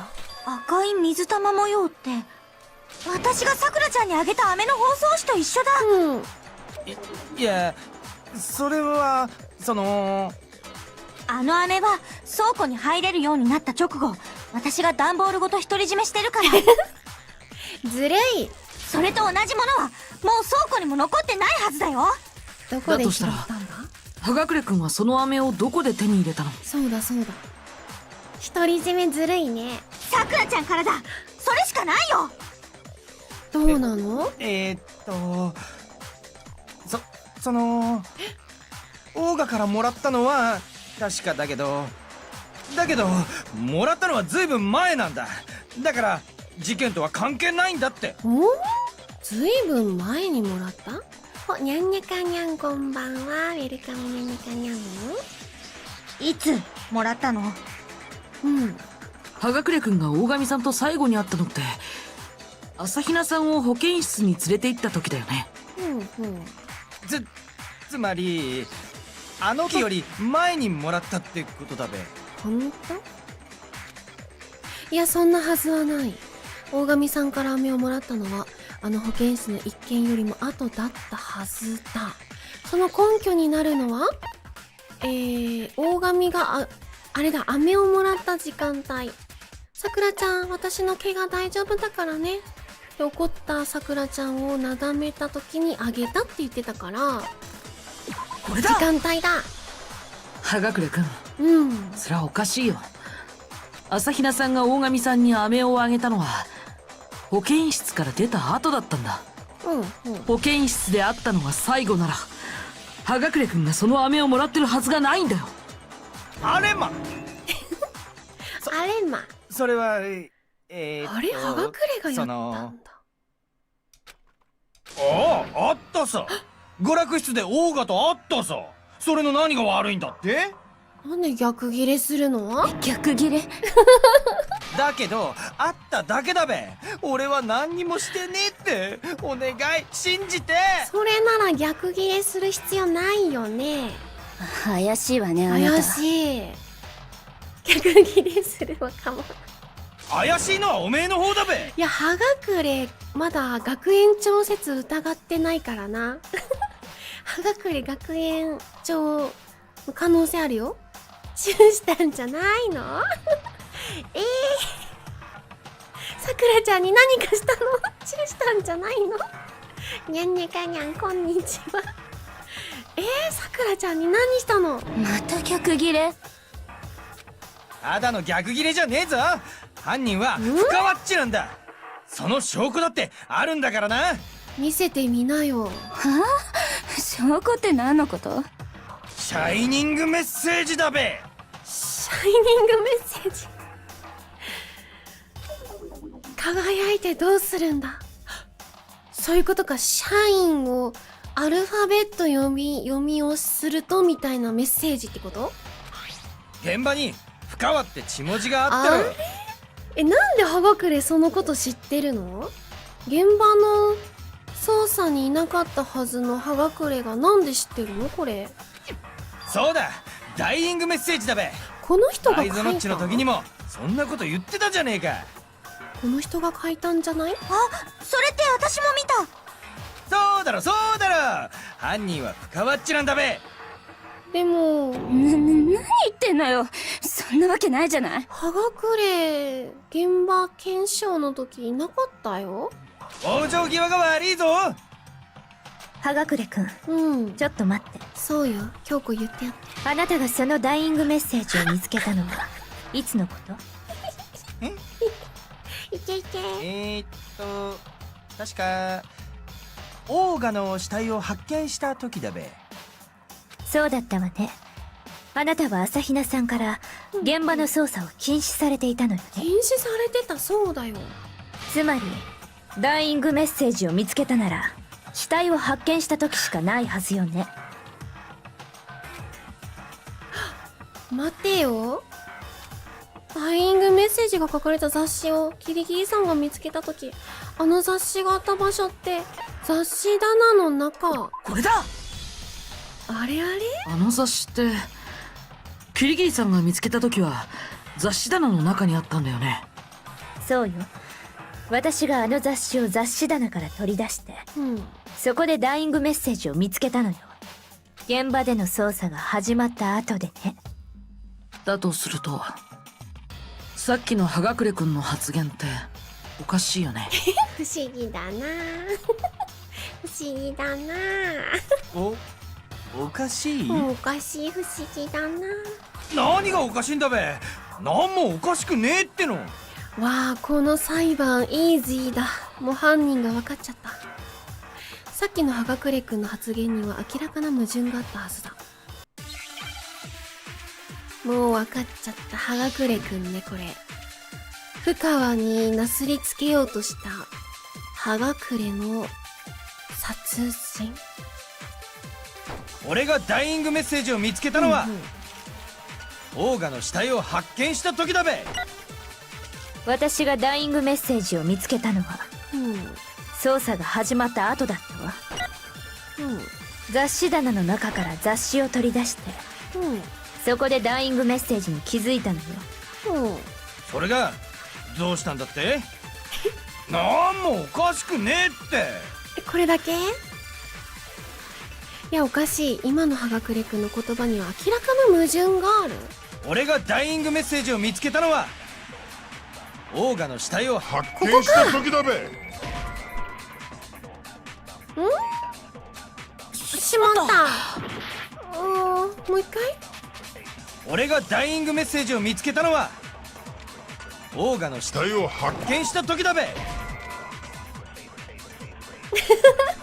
しまった。しまった。あれ？簡単じゃない。俺がダイイングメッセージを見つけたのはオーガの死体を発見した時だべ。私がダイイングメッセージを見つけたのは捜査が始まった後だったわ。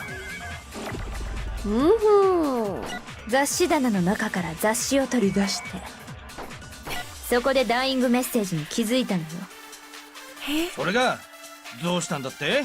なんもおかしくねえって。ちょっと待って、何をぶつければいいんだ？俺がダイイングメッセージを見つけたのはオーガの死体を発見した時だべ。ここに。私がダイイングメッセージを捜査が始まった後だ分かった。なるほど。分かった。吸い雑誌取る場所、棚これだ。の中から雑誌を取り出してこれをそこでダイイングメッジ。セージにそれがなんもおかしくねえって。これだ。俺がダイイングメッセージを見つけたのはオーガの死体死体を発見した時だべ。それは違うよ。イージーだ。裏があるから。簡単すぎる。大神さんの死体が発見された時、あの雑誌はまだ雑誌棚の中にあったんだ。キリギリさんがそれを取り出したのは捜査が始まった後のことなんだよ。つまり捜査の時に現場にいなかった葉隠れくんがダイイングメッセージを見たはずがないんだ。葉隠れくん、本当のこと教えてよ。君はあのダイイングメッセージをいつ見たの？イージーだな。待て。話をすり替えんなって。俺がいつ見たかは問題じゃねえはずだ。問題だ。オーガが残したバイキングソーセージによると犯人は深ワッチで間違いねえはずだべ。何バイキングソーセージって。なんかどっちから突っ込むべきかわからなくなってきた。何バイキングソーセージって。それがあいつの手なのよ。そもそもあのダイイングメッセージって本当に大神さんが書いたのかしら。そういうこと？ダイイングメッセージを言いたいけど、その言葉がわからな思い出せなくて、なんか言ってんだ適当に。美味しそうだね。なんか大きな漫画肉みたいに大きなソーセージなのかもしれないね。バイキングがこよなく愛したみたいなさ。はい、そんなん決まってんべ。間違いなくオーガが書いたもんだべ。なんか怪しい。 100% 絶対的にオーガが書いたんだ。この俺が言うんだから間違いねえって。間違いない。いや違う、大神さんが書いたはずがない。大神さんが書いたなら指先に血がついてるはずだ。証拠あんのかって。俺の占いは3割当たる。オカルトは信じねえんだ。役立たずだべ。俺の占いは3割当たる。オカルトは信じねえんだ。世紀末だべ。証拠あんのかって。俺の占いは3割当たる。オカルトは信じねえんだ。役立たずだべ。お、いけた証拠あんのかって。これで証明する。やったー !3 割も当たるの強い。そっか。そう思えばそっか。ポジティブに。大神さんがあのダイイングメッセージを書いたとは考えられないよ。だってあのダイイングメッセージって指で書かれたみたいだったけど。そう。指で書かれたみたいだったけどどうなんだ苗木。でも彼女の死体は両手とも綺麗なままだった。そうだよね。指に血なんてついてなかったんだ。あれじゃあそのダイイングメッセージって誰が書いたの？ひょっとして葉隠れくんが捏造したものだったりして。それだ。でナイスコンボだったね。上手だった。だからこそ彼はダイイングメッセージの存在を知っていたとか。なるほど。京子の笑みいいな。はい、そうなんです。あ、認めた。やっぱりそうだったのね。でもどうして捏造なんか。確かに。それは俺がオーガを殺しちまったからだ。何それ。葉隠くんが大神さんを殺した？聞いてくれるか。うん。俺の最後の話を。オーガからの呼び出しのメモを受け取った俺は、約束通り昼前に娯楽室に向かったんだ。のこのこ会いに行ったのか。バカなやつめ。そん時のことだべ。すまんが少し待っててくれ。他にも呼び出した者がいるんでな。あ、本当に言ってたんだこのセリフ。はい。雨でもどうだ。疲れが取れるぞ。ありがたくいただきます。だけどそれを最後にオーガは口を開かなくなった。しんどい沈黙だったべ。その時だった。急にオーガが何かをつぶやいたんだ。終わりだ。今日で終わらせる。すべて終わらせる。それを聞いた瞬間、なんかひらめいちまったんだ。オーガは俺を殺す気だって。俺を殺してここから出ていく気なんだって。俺はめっちゃいそうビビっちまって、そんで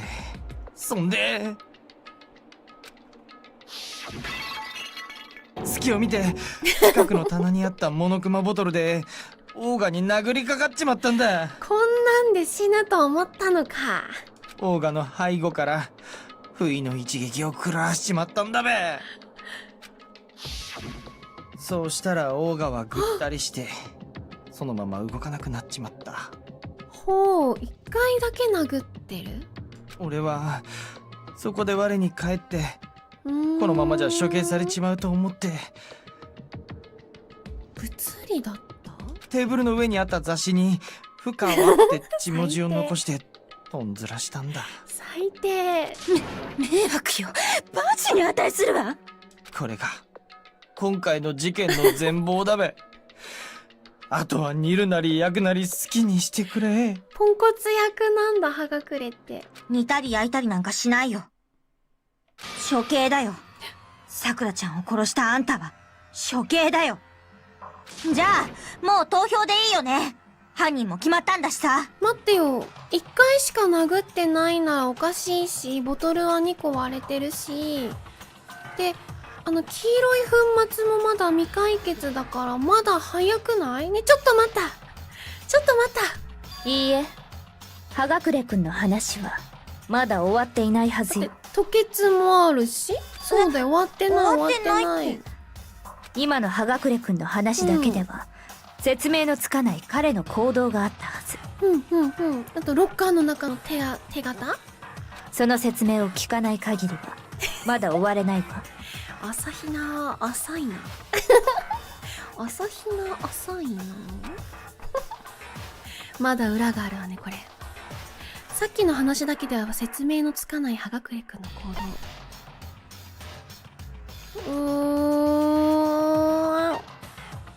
動。なんで深川を選んだのかも気になるし、大神の指を偽装しなかったことも気になるし、あ、雑誌をなんで隠したんだろう。これだ。そういえば、さっきの話には葉隠れくんが雑誌を隠したことの説明がなかったよね。死体が発見された時、ダイイングメッセージが書かれた雑誌は雑誌棚に戻されてたけどさ、どうしてわざわざ見つかりにくい雑誌棚に戻したの？それじゃ捏造の意味なんてないのに。いや、というかだな、俺は隠してなんかねえぞ。ちゃんとテーブルの上に置いといたはずだけど。嘘よ、嘘に決まってるわ。すでに犯行を自白しているのに今さら嘘をつくとは思えないわ。嘘じゃないってこと？だとすると葉隠れ以外の誰かがあの雑誌を雑誌棚に戻したということになるな。つまり事件前後に娯楽室を訪れた人物が他にもいたということか。おそらくその考えで間違いないはずよ。それって誰なの？その人物があの雑誌を隠したんだとすると、深川ちゃん？それはあのダイイングメッセージを見られると困る人物だったはず。深川ちゃん。深川ちゃんじゃん。これだ。深川ちゃんがやったの？深川さんだよね。嘘でしょ。ジェノサイダーじゃない時の殺人はハサミを使わないとか。だってダイイングメッセージを見られて困る人って実際に名前を書かれた深川さん以外に考えられないよ。考えられない。そうなの？あんたも娯楽室に行ったの？なんで私が？いえ、そうじゃなくて、そんなことはどうでもいいじゃない。犯人はもう決まったんでしょ？やったのかな、本当に。さっき葉隠れだってそう認めてたじゃない。そうです、俺がやりました。いや違うよ。なんであんたが答えるのよ。葉隠れくんが大神さんをボトルで殴ったのは確かだよ。でも事件はそれで終わりじゃなかったんだ。終わりじゃなかったってどういう意味？死ななかった。つまり葉隠れくんは犯人じゃない、そういう意味よ。わかった。あれか。実際に雑誌に書かれたダイイングメッセージ見られたら困るから、実際に深川ちゃんは言ってるんだ。それで？何言ってんのよ。そんなことありえないわよ。2本目の瓶を使ったのはこっち？だったらもう一度葉隠れくんにさっきの話をしてもらいましょうか。はい。そうすればはっきりするはずよ。彼が犯人じゃないってことが。それで俺はどうすれば？今言った通りよ。もう一度大神さんを殴打した時のことを話して。なんかわからんけど、わかったべ。事件はまだ終わりじゃない。葉隠れくんは犯人じゃなかったんだ。それを証明するんだ。そそうだよね。一発殴ったっていう証言が出たら、瓶は1本分の重さじゃなかったっていうのを突き止めればいいから。俺はうんうん。やっちまったんだ。これも気になるよね。近くの棚にあったモノクマボトルでオーガの背後から不意の一撃を食らわしたんだ。不意の一撃ってこと一は、撃ってことは1回。あなたが殴打したのは1回なのね。うん、殴ったのは1回だべ。あ、それでボトルも割れちまったんだ。なるほど。そんでオーガはぐったりと。ほら決まりじゃない。やっぱり犯人は葉隠れなのよ。じゃあ深川ちゃんがやったのか、最後の仕留めを。事件はそれだけで終わらなかった。俺はやっちまっキリギリの証言。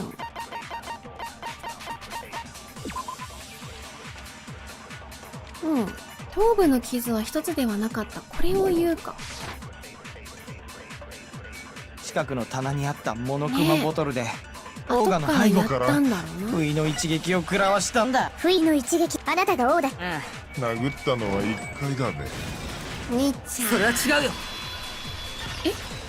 葉隠くん2回殴ったってことそれは違うよ。葉隠君の殴打のせいで大神さんが死んだなら、彼女の頭の傷が2つだったことの説明がつかないよ。そうだそうだ。ん2つ？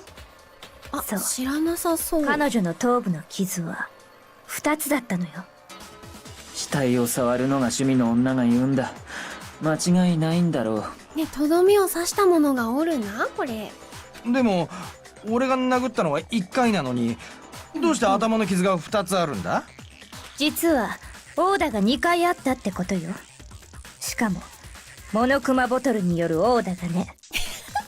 割った方の割れた瓶のトゲトゲみたいな破片でグサーってちょっと待ちなさいよ。頭の傷だけでどうしてそこまでわかるの？殴打が2回もあったなんて。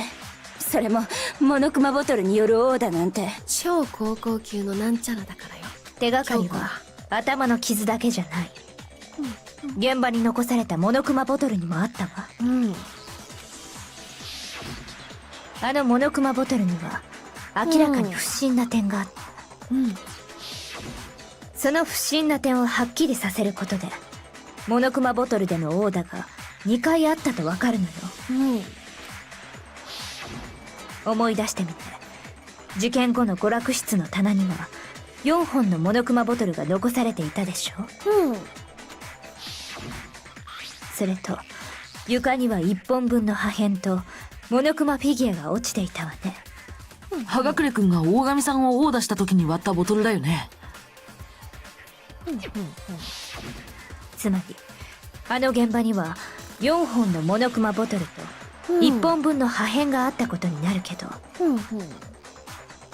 でもなるけどモノクマボトルは全部で6本のはず。どうしてモノクマボトルが全部で6本だってわかるのよ。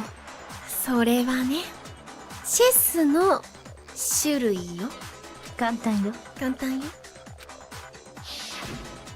あのモノクマボトルに隠された規則性を見ればすぐにわかるじゃない。なるほど。チェスがわからない人でも明らかに2個あっただろうなっていう空間がちゃんと作られてるんだろうね。これ優しいね。あのコマが、ナイトが、おかしい。おかしい。あのコマがないとおかしい。そういうことか。あのコマがないとおかしい。おかしい。ナイトもないのあれ。ナイトもないの？ナイトもナイトあれ、ナイトもナイト？ちょっと、ナイトの形がわからないんだけど、あの状態でナイトもナイトうまいわね。やばい、続けられると返せなくなっちゃう。ここまでか。成瀬のうまい返しもここまでだ。その規則性ってきっと、なんだろう？わ、悔しい。クイーンクイーン、鳴き声クイーンにしよう。違チェスのコマはちょっとチェスを勉強しようかな。将棋より入りやすいかな。開けてきた。そうか、分かったぞ。分かったぞ。そうだ、チェスの駒だよ。コマだよ。ボトルの中のモノクマフィギュアが持ってるのは全部チェスの駒なんだ。チェスできるようになったらかっこよくないって前も思った。バイオハザードの時になんか出てきたポーンかなんかルークなんかそれをはめるギミックのところでクイーン、キング、ナイトなんかそのチェスの形をこう順々にはめてくみたいなギミックのところでね記憶があるでしょ。ちょっとチェスしてみたくなっちゃったな。そのルールさえ覚えればさなんかかっこよくない？ルール的にはほとんど同じ。何と同じ？将棋わかんないもんなるし将棋のルールわかんない。クイーンズ・ギャンビントから見始めよう。チェスドラマがあるんだ。わかった。見てみたいな。それでまずチェスのルールを楽しくお勉強しよう。ね、なんかね、ボードゲーム何がわかる？オセロなら勝負できる。で、ちょっと恥ずかしいから、ちょっと、チェスでどうかしら。チェスで勝負しない？言ってみたい。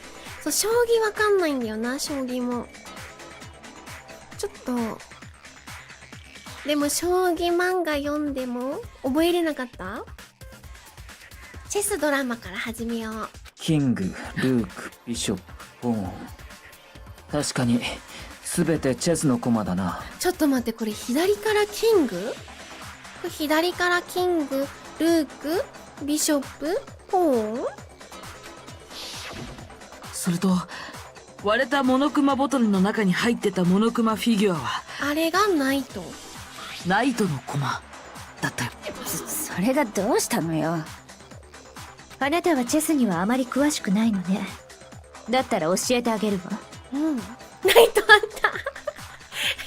た。あれがナイトあった。あれがキングかと思ってた。チェスの駒の種類はあれがナイトね。キング、クイーン、ルーク、ナイト、ビショップ、ポーン、全部で6種類なのよ。ほー。これわかるのかっこよくない？見ちゃだけどあの現場に残されていたのはキング、ルーク、ビショップ、ポーンの4体と、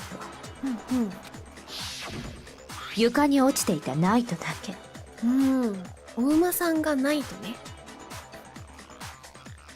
結界戦線のプロスフェアドラマアニメなんだろう？クイーンのフィギュアが足りないんだ。そういうことよ、朝比奈。そうなんだ。現場にあったモノクマボトルは5本。つまり1本足りないんだよ。何よ、チェスがなんだっていうのよ。へえ、チェスみたいなやつ。クイーンはバンされました。トップで暴れるからね。気づいたらもうサイドレーンに出ただけですぐ即死させられちゃうからね。ちゃんとチェーンに繋いでもらわないとね。あの鳥は危険よ。日本人なら将棋だべ。将棋もね覚えたいよね。ほとおぐらいかな、わかるな。あと金将銀将、金将の駒銀将の駒があるよね。ほかふかそんな感じだよね。あるよね。そういうなんか名前はちょっとわかる。そうよ、じゃなくて私が言いたいのは、確かにボトルは足りなくなってるかもしれないけど、どこにあるんだろう。それが事件と関係してる根拠なんてどこにもないじゃない。残りはどこにあるんだ。事件前から数すでに1本かけてたのかもしれないじゃない。深川ちゃんやったんねこれ。いいえ、亡くなったモノクマボトルが事件に関係しているのは明白よ。なんで明白なのよ。明白なの。亡くなったモノクマボトルはどういう状態だったか、それを考えてみればわかるはずよ。どういう状態？なくなったモノクマボトルの状態。割れた状態。亡くなったモノクマボトルはおそらく割れた状態だったはずだよ。どうしてそんなことがわかるのよ。なのにフィギュアがなくなってた。だって証拠も残ってるから。証拠？現場で割られたボトルが1本だけじゃないってことを示す証拠だよ。なんなのよその証拠って。割られたモノクマボトルは1本じゃなかった。それを示す証拠は計量した袋。これだ。モノクマボトルの実験。これだ。さっきうん僕とキリギリさんはちょっとした実験をしてみたんだよ。現場に散乱してたボトルの破片と割れてないモノクマボトルの重さを比べてみたんだ。そしたら集めた破片の方が重くなったんだ。そんな結果になった理由は、現場に散乱してた破片がボトル1本分より多かったからなんだよ。やったの。つまりあの現場では2本のモノクマボトルが割られていたのよ。だけどそのうち1本分の破片とモノクマフィギュアは何者かに処分された。その際その人物は破片を多めに残してしまったんでしょうね。まあきっちり測れというのも難しい話でしょうけど。賢いな京子さん。でも破片を処分ってどうしてそんなことをする必要があったの？メルカリに出品されてないかチェックしろ。至急チェックするんだ。買われる前に。それが事件に関係するものだったからだよ。ってことは犯人は深川ちゃん。処分されたモノクマボトルが事件に関係していたのは間違いない。だとするとあれが使われたのは大神の2発目のオーダー。これだ。大神さんの2発目のオーダー。処分されたモノクマボトルはそこで使われたんだよ。大神さんの頭部にあった2つの傷、割られた2本のボトル、それらを踏まえて考えてみれば導き出される結論はそれしかないわ。そして犯人は1本分の破片だけを処分することでオーダーは1回だったと見せかけようとしたんだ。そうしようとはしたんだ。だとすると2発目のオーダーを行った人物は葉隠君以外の誰かということになるはずよ。なるなる。そうよね深川さん。やったの？雑誌を隠した件もあるし、あなたが事件前後に娯楽室を訪れた可能性は高いわ。でも深川ちゃんならさ、血を見たらジノサイダーに変身するはずだから、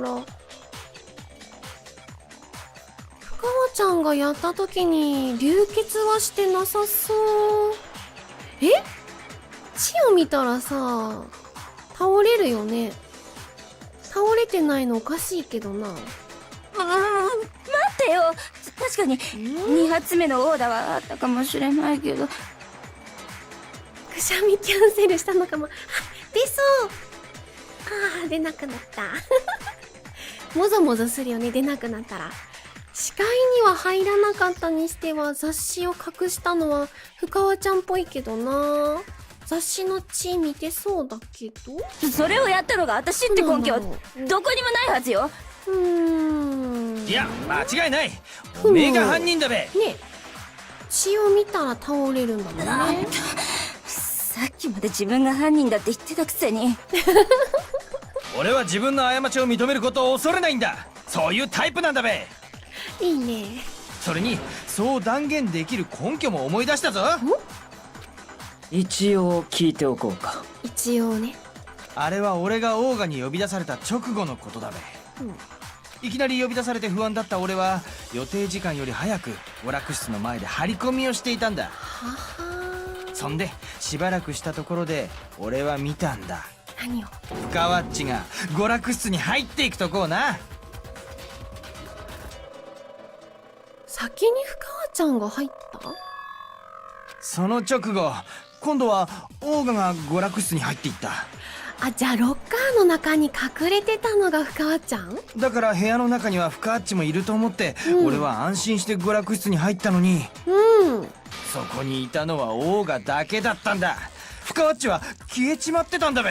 なるなぜそんな大事なことを今になって言う？ほど。本当だよ、さっき言ってよね。なんで今言うんだろう。自分が殺人を犯してしまったというショックですっかり忘れていたべ。じゃあ仕方ないな。じゃあ忘れてたならじゃあ仕方ないな。誰かあいつの頭のネジを探してやれ。おい深ワッチ、あの時おめえはどこに消えてたんだ？ロッカーだ。あんたのは見間違いよ。私は娯楽室なんかに行ってないわ。見ちゃって。でもさ、血は何？血。消えたんじゃなくて隠れていたのかもね。私が娯楽室に隠れてたなんてそんなわけないじゃない。なんなのよ、妙な言いがかりばっかり。この害虫ため。いや、言いがかりなんかじゃない。深川さんが娯楽室に隠れていたと考えられる根拠はちゃんとあったはずだ。マシンガントークバトルいきますか。新要素聞かせてください。とどめは Y ボタンを押せば特に考える必要もございませんでしたが、あなた様に推理をしていただきます。とどめに使う言霊をきちんとお選びいただかなければなりません。わかりました。オッケーオッケー。ちょっと難易度が上がってきた。マシンガントークバトル。言いがかりよ。認めないから迷惑なのよ。呪ってやる。違う。いい加減にしてよ。認めないから。呪ってやる。やばい、弾が。呪ってやる。いいがかりよ。いい加減にしてよ。いけた。いい加減にしてよ。ロッカーの手形。これだ。これで証明するよ。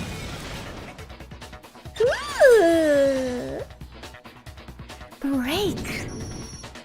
娯楽室のロッカーの内側に手形が残されてたのは知ってる？スムーズだね。お、こんばんは。ウェルカムニャニカニャン。スムーズだよ、今日の裁判。きっと誰かがロッカーの中に隠れた時、うっかり手形を残しちゃったんだろうけど。うっかりね。深川さん、ナイス。この手形に見覚えはない？ないわよ。だったらこの手形とあなたの手を比べてみましょう。そうすればぴったりはっきりするものね。ご飯のために。やっちゃったの？本当に？深川、俺に手間をかけさせるな。正直に言うんだ。はい、私の手形です。そう。手形と三つ編みだ。あっさり認めたべ。じゃあさくらちゃんを殺したのもあんたなんだね。そんなわけないじゃない。正直に言え。私が殺しました、多分。多分？これまたあっさりだべ。だけど多分って多分っ何？て何？深川さん、詳しい話を聞かせてもらえる？あなたと大神さんの間に何があったの？何があったの？いいえ。私は大神に呼び出された後、先回りして娯楽室に乗り込むことにしたの。俺様だ。行かないと何されるかわからないし、かといって正面から行くのも怖いから、先に忍び込んでよって思って、それでロッカーの中に隠れて。じゃあひょっとして見てたんか？俺がオーガを殴るとこも。その後、あんたが私の名前でダイイングメッセージを捏造した時もね。全部見てた？そりゃなんとも気まずい気分だべ。気まずいね。だから私は、葉隠れがいなくなった後、すぐにロッカーから出て。あ、失神はしなかったんだ。血を見てさ、倒れなかったんだ。あ、そうだよ。この深川ちゃんの声は沢城さんボイスだよ。正解正解。そうそう。その雑誌を、雑誌棚に戻したのよ。血を見て平気だったんだ。大量の血が苦手なだけかな。その時、雑誌を上下逆さまにして戻しちゃったんだね。仕方ないじゃない。急いでたんだから。うんうん。間抜けすぎるな、どいつもこいつも。そんなことより、さくらちゃんを殴ったのはどうして？雑誌を棚に戻した直後、急に背後から獣のうなり声みたいなのが聞こえて、それは怖い。それで振り返ったら、血まみれの大神さくらが、私を睨んでたのよ。怖すぎ。その血を見たせいで、私は雑誌棚の前で気絶しちゃって。あ、倒れはしたんだ。実質ね、正当防衛ではある。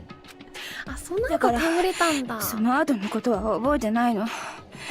あとは、あいつに聞いてもらわないと。ジェノサイダーにしかは覚えてないんだ、記憶が。なるほど。あいつってもしかして。お自前ハクションができた。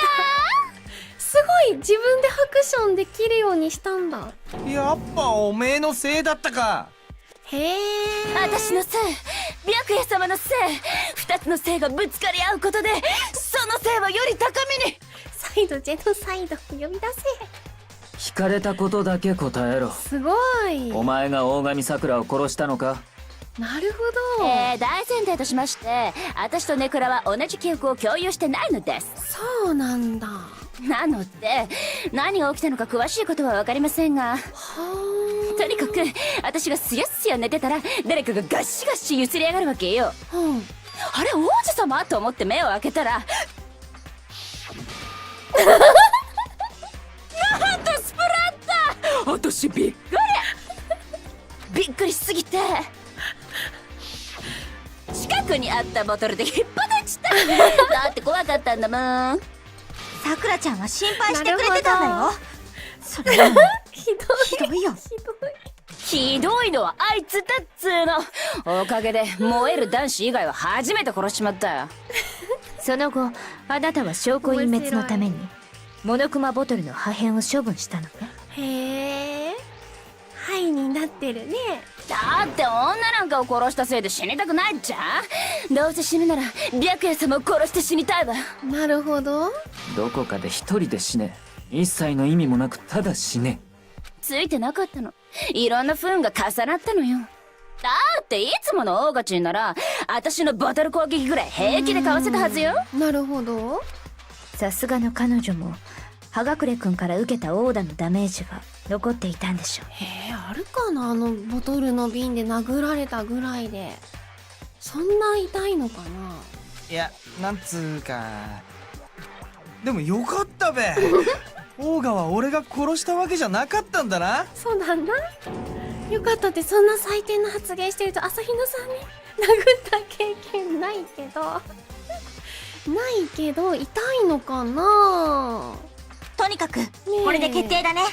じゃあさっさと投票を始めようよ。朝比奈ちゃんなんかさ、まあでも前回もそうだったね。朝比奈ちゃんやたらに〇〇なんだね。あ、じゃあ〇〇で、〇〇なんだね。じゃあ〇〇が悪いよみたいな、すぐさっさとしようとする。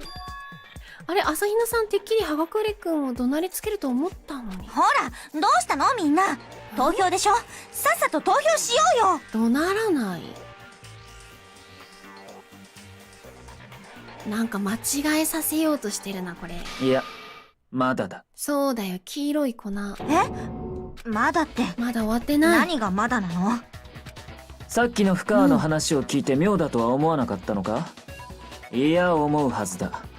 思わないわけがない。妙って？葉隠れの王だ。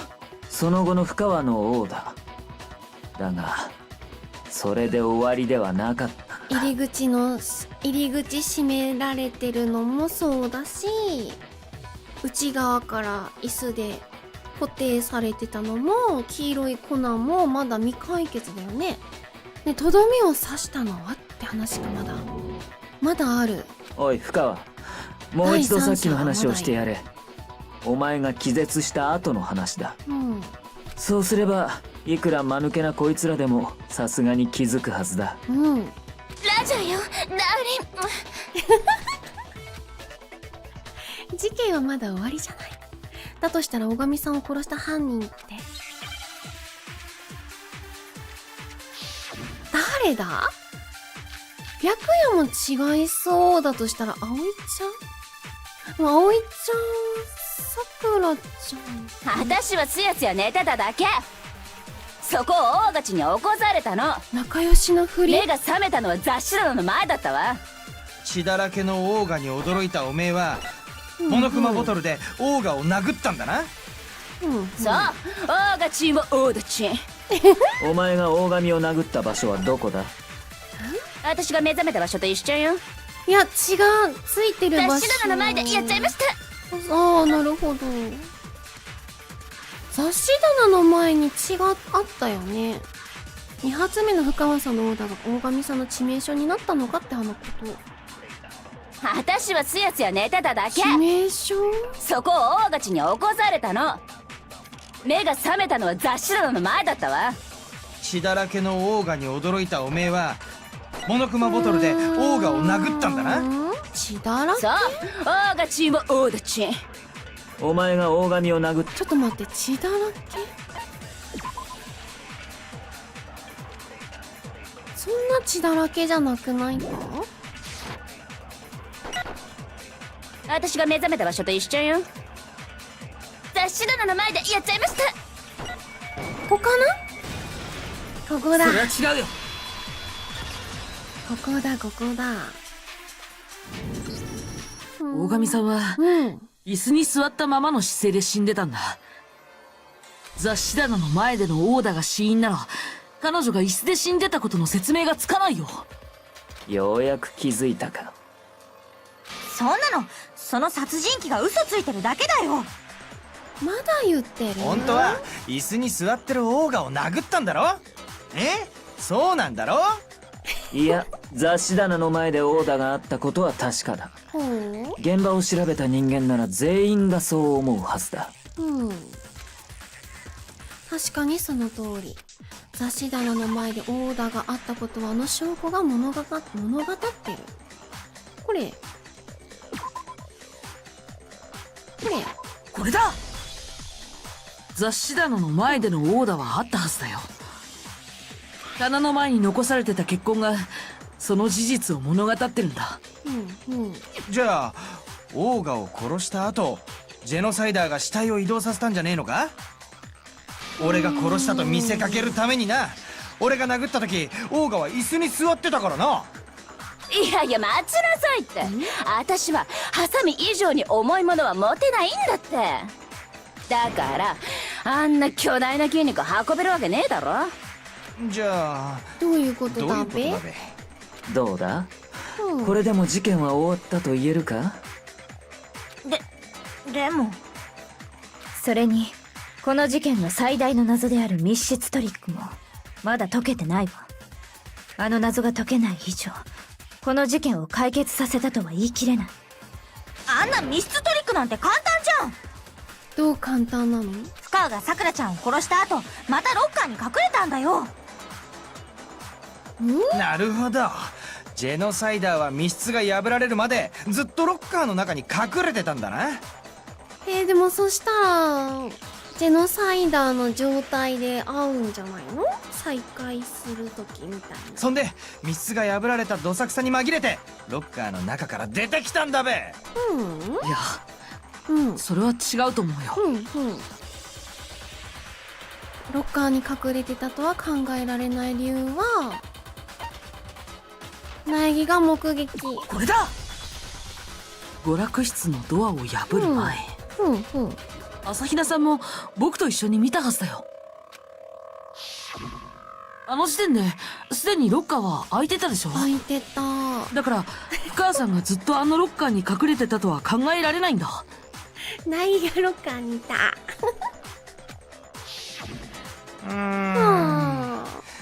じゃあジェノサイダーはどこに隠れてたんだべ。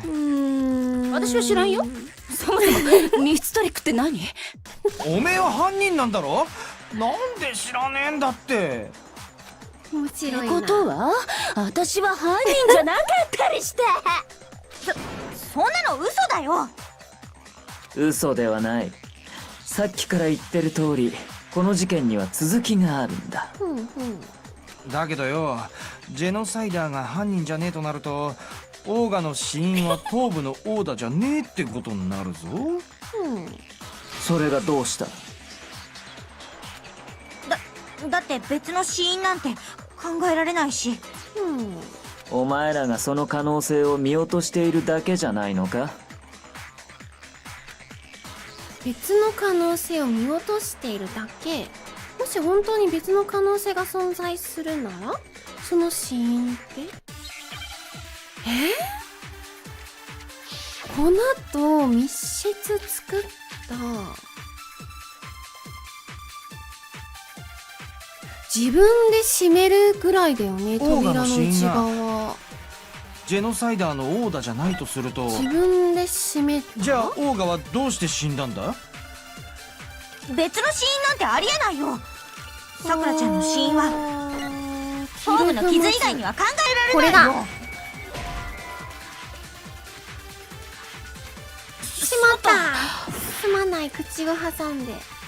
あれ、そこじゃないのか。オーガの死因がジェノサイダーのじゃあオーガはどうして。別の死因、さくらちゃんの死因、頭部の傷以外には考えられないよ。結局私のせいにされてる？あ、これだけ？これだけか。オーガの死因がジェノサイダーのオーダじゃないとすると、じゃあオーガはどうして。だって朝比奈の証言。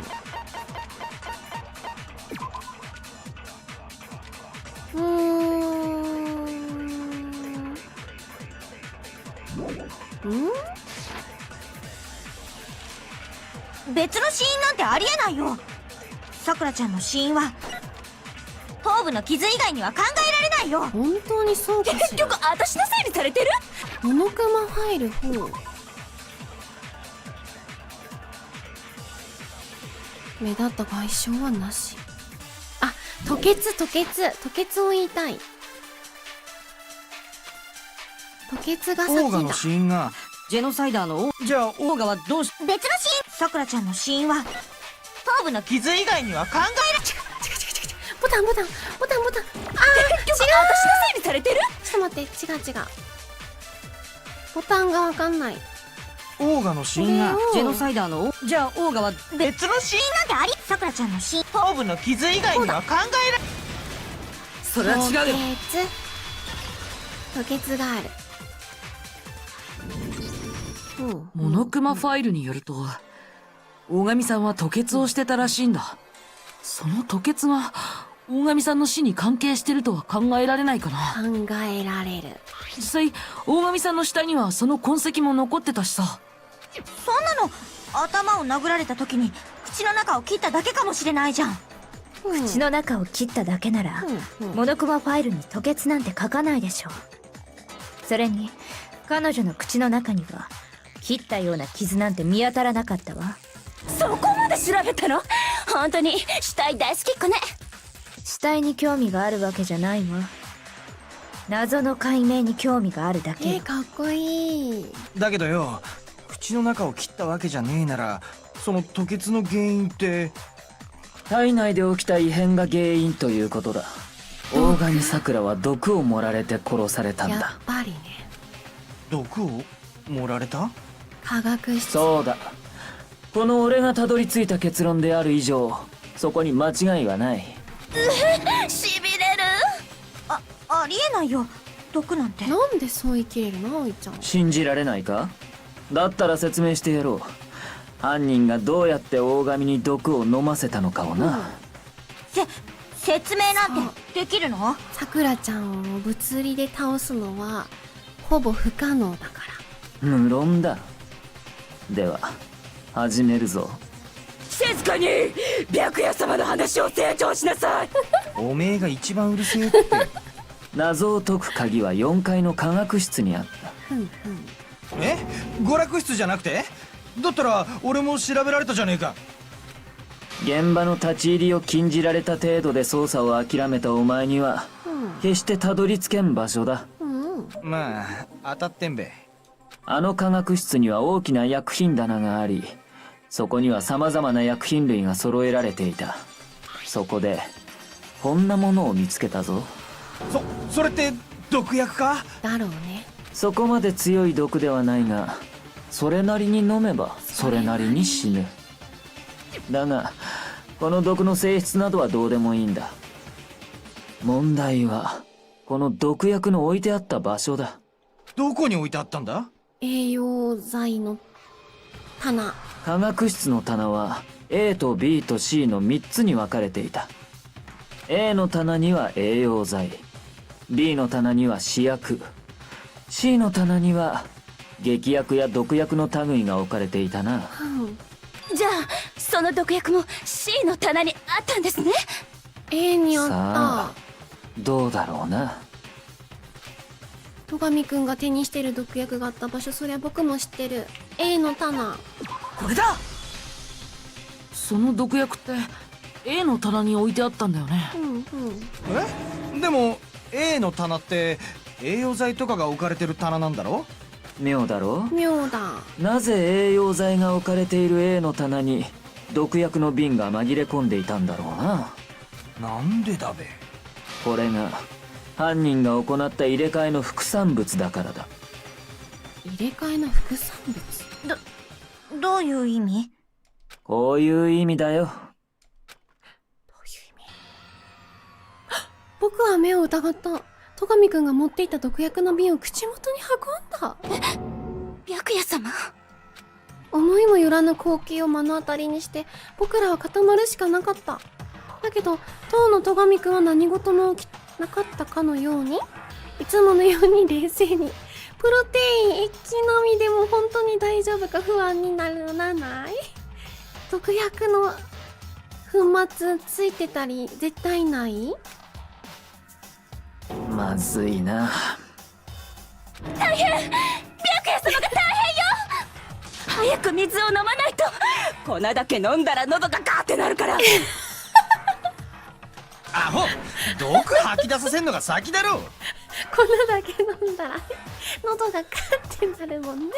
確かに吐き出したくなるような味だな。これのどこが高級品だ？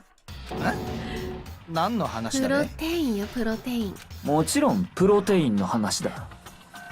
プロテイン？そこから取ってるって言ってたもんね、実際。戸上くん、その瓶を貸してもらえる？ああ、構わないぞ。キリギリさんは戸上くんから毒薬の瓶を受け取ると、その粉末を指ですくい口の中へと運んだ。これプロテインね。あ、じゃあ黄色い粉末自体がプロテインなのかな。毒薬の粉末じゃなくてさ、関節チューする気だ。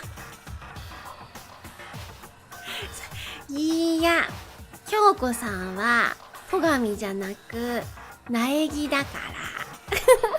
そうだ、その瓶に入っていたのは毒薬ではなくプロテインの粉末だったんだよ。戸上と関節チューしたいわけがない。だとすると逆に、はあ、じゃあ黄色い粉末がプロテインだったんだ。本来この瓶の中に入っていたはずの毒薬はどこに行ってしまったんだろうな。飲み干された？毒薬の瓶にはプロテインの粉末が入ってた。じゃあさくらちゃんは、プロテインだと思って飲んだのが毒薬だったってこと？逆に毒薬が入れられてたのってひょっとすると、じゃあさくらちゃんは殺されたのか。入れ替えられたもので、ぷくーろーろーへい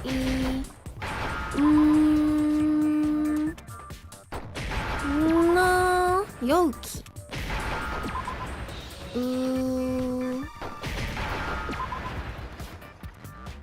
それだ。分かったぞ。いい声だ。わかったぞ。毒薬はプロテインの容器に入れられてたんじゃないのかな。じゃあ飲まされたってこと？毒薬の瓶にプロテインの粉末が入れられてたのはその逆も。さくらちゃんは殺されようとしてなかったのに、間違って飲んじゃった。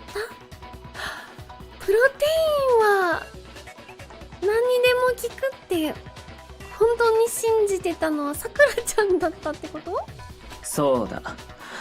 毒薬とプロテインはそれぞれ中身が入れ替えられていたはずなんだ。ちょっと体調悪くなっちゃったからプロテイン作ろうって本当に間違えちゃっただけなんかな。プロテインの中身は毒薬の瓶の中に、毒薬の中身はプロテインの容器の中にな。そしてそう考えれば犯人が大神に毒薬を飲ませた方法も見えてくるんだ。飲まされたんかな。マジでか？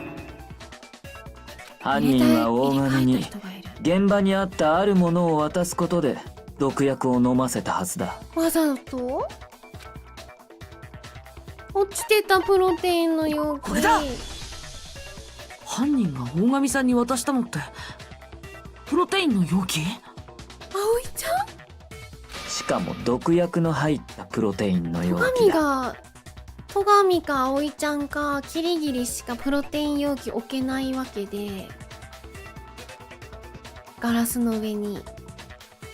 で戸上がこんなに言ってくれてるってことは葵ちゃんか？牛乳だ。犯人はそれを渡すことで大神に毒薬を飲ませたんだ。それこそがあいつの本当の死因だったんだよ。葵ちゃんが殺したかったの？さくらちゃんを？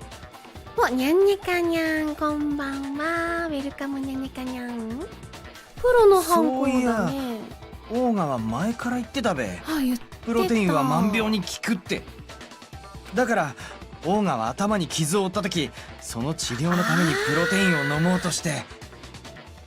治療のために飲もうとしたんだ、純粋に。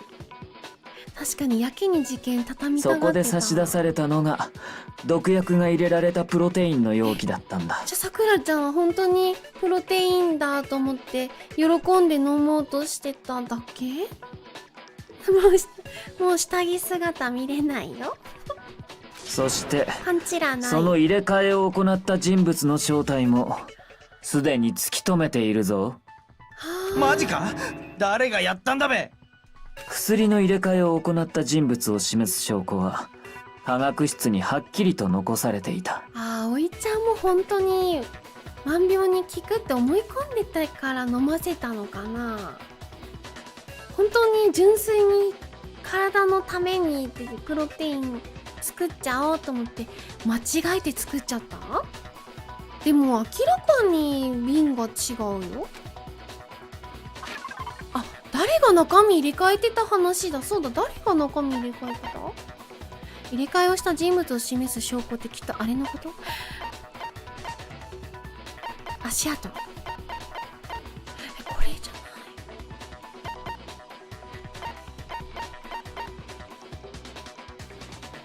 ない。入れ替えをした人物を示す証拠。これじゃあ足跡。これだ。科学室の棚の前に残された足跡。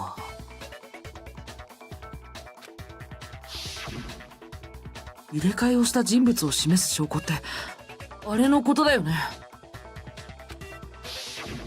今朝俺が科学室を訪れた時はあそこに足跡など存在しなかった。じゃあ入れ替えたのさくらちゃん？つまりあの足跡がつけられたのは事件前後のことだ。とすると事件に関係しているのは間違いない。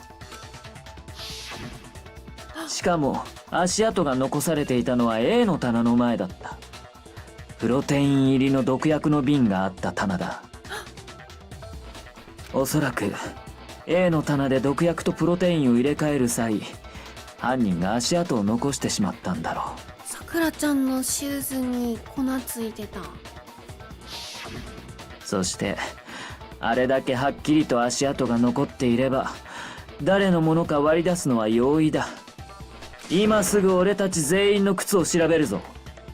そうすればすぐに。私だよ。認めた。私だよ。その足跡。嘘だ。さくらちゃんのシューズの粉はどう説明するの？朝比奈さん。だって、どうせバレちゃうなら、自分の口から言った方がマシでしょ。じゃあオーガを殺したのって。うん。そうだよ。私がさくらちゃんを殺したんだよ。やはり俺の睨んだ通りだったな。靴の匂いを嗅がれるの回避しに行ったの？やばい、このままだと靴の匂い嗅がれちゃうって。そんなれくらいなあの足跡はどう見てもスニーカーのものだった。どんだけやばいんだろう。そして俺たちの中でスニーカーを履いている人物といえば。そういうこと。驚いてるけど大体分かってたやろ。あ、スニーカー履いてるのってちょっとそこまで見てなかったな。じゃあ今の流れで言ったら苗木と朝比奈ちゃんだけ？これだ。僕と朝比奈さんだけ。見てなかった足元。そっか。だから戸上君はあの時。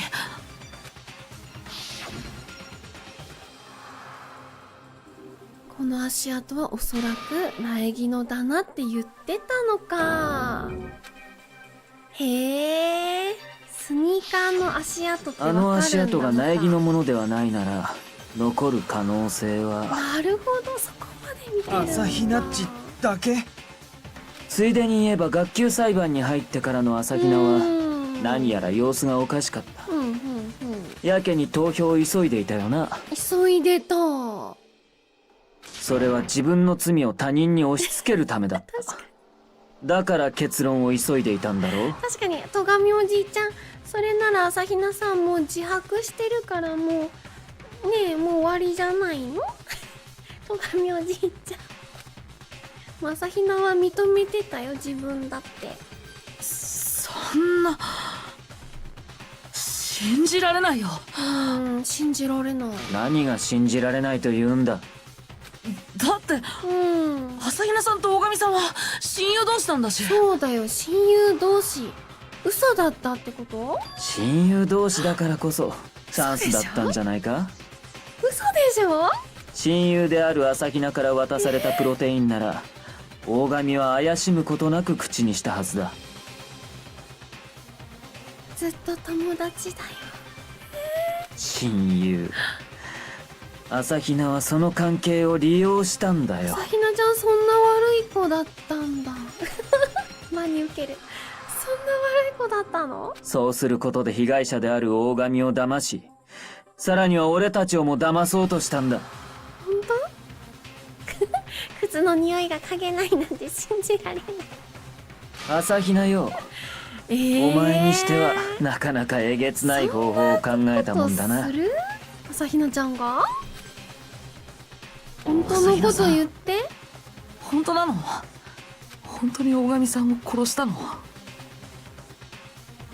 もし本当ならどうしてそんなことしたんだよ。娯楽室で頭を怪我してるさくらちゃんを見つけた時にね、さくらちゃんから頼まれたんだ。プロテインを持ってきてほしいって。本当に殺そうとしたの？だけど科学室にプロテインを取りに行った時、ふと思いついちゃったんだよ。今なら殺せる。そう思ったんだな。ほんと。うわー、なるほどね。親友っていうのもいつかは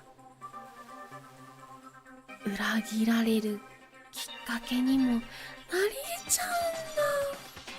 それで薬の入れ替えを行い、毒薬入りのプロテイン容器を渡したというわけか。そうしたらうわー、さくらちゃんえ、それを一気に飲み干して、それで葵ちゃんひどい。本当にそれ、本当に？待って。そんなの納得できないの。ほらほらほらほら。まさかお前まで親友を殺すはずがないとでも言うつもりか？まだわからないのか。このゲームはそんなに甘くないんだ。だってさ、さくらちゃんのシューズについた粉末がまだ謎解けてないもんな。あと密室作ったのもまだ解けてない。友情なんて甘い考えは通用しない。他人を出し抜き蹴落としてこそなんだ。他人のために自分を犠牲にする人間など存在しない。存在するよ。誰もが最終的には自分のことだけを考えるんだ。それは帝王学の白夜だよ。その女が自分のために大神を犠牲にしたようにな。なんか違う気がする。だとしても納得できないわね。そうそう、まだ解明できてない謎がある。いつまで言っている。勘違いしないで。センチメンタリズムなんかで言ってるわけじゃない。そう、解明、そっちよ。私はただ解けない謎に納得していないだけ。私もよ。それって密室トリックのこと？そう。朝比奈さん、あなたが犯人なら説明して。あなたはどうやってあの密室を作り上げたの？さすがそれは京そんなことどうだっていいじゃん。犯人だからって全部教えなくちゃいけないの？子。ほら、なんか知らなさすぎるよ。そういうわけじゃないけど。でもあなたが話せない理由は気になるわね。気になる。まさかお前朝比奈は犯人ではないというつもりか？なんかまだ腑に落ちないよね。だとしたら2点ほど。ありえん。薬を入れ替えている以上犯人は間違いなく朝比奈だ。本当にそうなのかな。信じたくないって気持ちを抜きにしても、なんだか不自然に思えるんだけど。何がだ？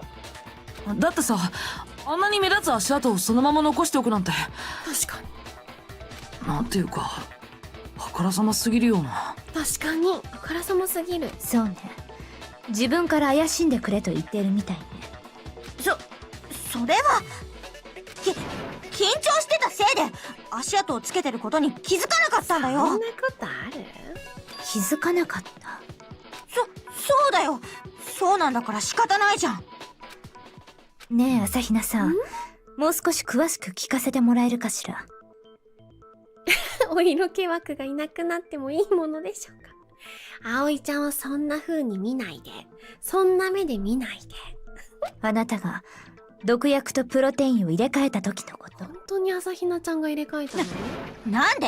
そんな必要ないじゃん。朝比奈さん、僕からもお願いするよ。わかったよ。勝手にしろ。朝比奈が犯人なのは明らかなんだ。他に怪しい人間もいない。朝比奈以外の真犯人などいるわけがない。朝比奈さん、始めていいわよ。科学室に行った後のことからお願い。私はまず最初に C の棚に行って、そこから毒薬を取り出したんだよ。棚の前に粉末をまき散らしたのはその時？そうだよ。棚から毒薬を取り出す時にうっかり瓶を落としちゃって。わかったわ。続けて。次に A の棚にプロテインを取りに行って、そこで薬の入れ替えをしたんだよ。その薬の入れ替えが終わった後は、私は毒薬を入れたプロテインの容器を持って科学室から出て行ったんだけど、その時プロテインを入れた毒薬の瓶をうっかり A の棚に戻しちゃったせいで、そのせいで全部バレちゃって、それで終わりだよ。ねえ、朝比奈さん、何かが変だ。今の話だとさ、君は最初に C の棚から毒薬を取り出した後、そのまま A の棚にプロテインを取りに行ったんだよね。つまり朝比奈さんは C の棚から A の棚に移動したってことになるよね。けど足跡は直接 A の棚だけに行ってる足跡しかなかった。そうだけど。でもそうだとするとお願いするよ。ちょっとおかしくないか？おかしい。朝比奈さん、今の話をもう一度聞かせてもらえる？どうしたんだまこちん、やけに積極的じゃね？何度聞いても同じだ。まったくいつまで続けるつもりだ。いつまで？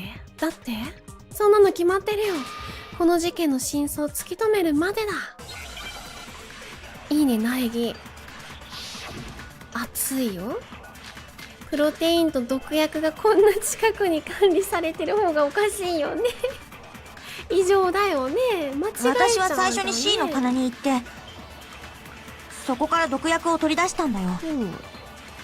その時棚の前に粉末をまき散らしたのね。棚から毒薬を取り出す時にそれでその後は C の棚から A の棚に移動して。これだ。それは違うよ。足跡が違う。朝比奈さんは最初に C の棚に毒薬を取りに行ってそこで粉末をまき散らしたんだよね。それがどうしたの？その後君はプロテインを取り出すために C の棚から A の棚まで移動したって言ったけどさ、でも現場に残されていた足跡は C の棚から A の棚には向かってなかったよ。向かってなかった。これって今の朝比奈さんの言葉と矛盾してるよね。矛盾してます。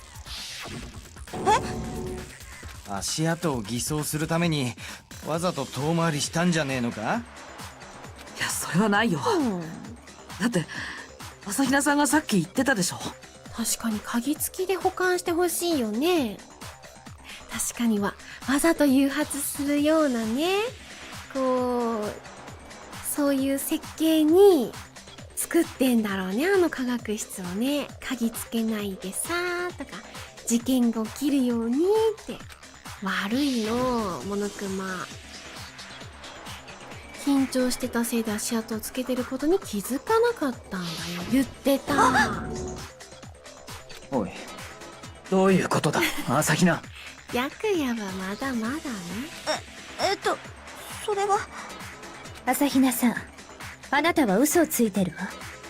ペロだってこの足跡を見る限りだと朝比奈さんが化学室で取った行動は粉末がまき散らされた後に化学室にやってきてそのまま直接 A の棚に向かった。つまりあなたは C の棚には行かず A の棚だけで何かをしたみたいだけど。だからそれはなんだなんだこれは。どういうことだ。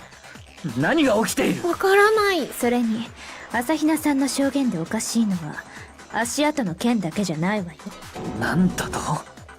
それを説明する前にまずは新しい証拠を提出させてもらうわね。シューズ新しい証拠だと。バカな、そんなものがあるはずない。あら、その証拠をくれたのはあなたじゃない。見せてやって京子。俺が。さっき戸上くんから受け取った毒薬の瓶の中にその証拠が隠されていたわ。白夜くん困惑してる。こんな大事なものに気づかないなんて致命的な見落としをしたわね。まだまだね。言ってみろ。そこに何があったというんだ。教えない。私が見つけたのはこれよ。ガラスの破片。瓶の底の方に紛れ込んでいたわ。戸上くんが粉末を飲んでくれたおかげで隠れていた破片が出てきたみたいね。おかげで謎が解けた。感謝しておくわ。ね、教えてよ京子さん。成瀬まだついていけなないぞ。んだその破片は。そう、戸上くんにはまだわからない。マルトしか取らない。だったら苗木くん、あなたが代わりに答えてあげて。僕待って、わかんないよ。その苗木、言ってみろ。その破片が何だというんだ。なんだろう。キリギリさんが毒薬の瓶の中から見つけたあのガラスの破片って、窓ガラスってこと？キラーパスされたマウント系女子。これだ。これなんだ。それってなんでその毒薬娯楽室のの中に、窓ガラスの破片だよね。なんでその瓶の中に破片が入ってるの？窓ガラスなんでだと。キラーパスきた。僕が割った娯楽室の窓ガラスも薄水色だったし、だから間違いないと思うよ。なんでそのガラスがその瓶の中に？そうね。間違いないわね。でも、間違いないからこそ変なのよ。どうして娯楽室の窓ガラスの破片なんかが、この毒薬の瓶の中に紛れ込んでいたのかしらね。確かに大体のガラス薄水色やろがい。それの何がおかしいの？ほんまやで。いや、おかしいよ。だってスキップしちゃった。娯楽室の窓ガラスが割れた時、あの毒薬の瓶があったはずの場所は A の棚これだ。だよね。毒薬の瓶は科学室の A の棚に置いてきた。朝比奈さんはそう言ってたはずだよ。言ってたっけな。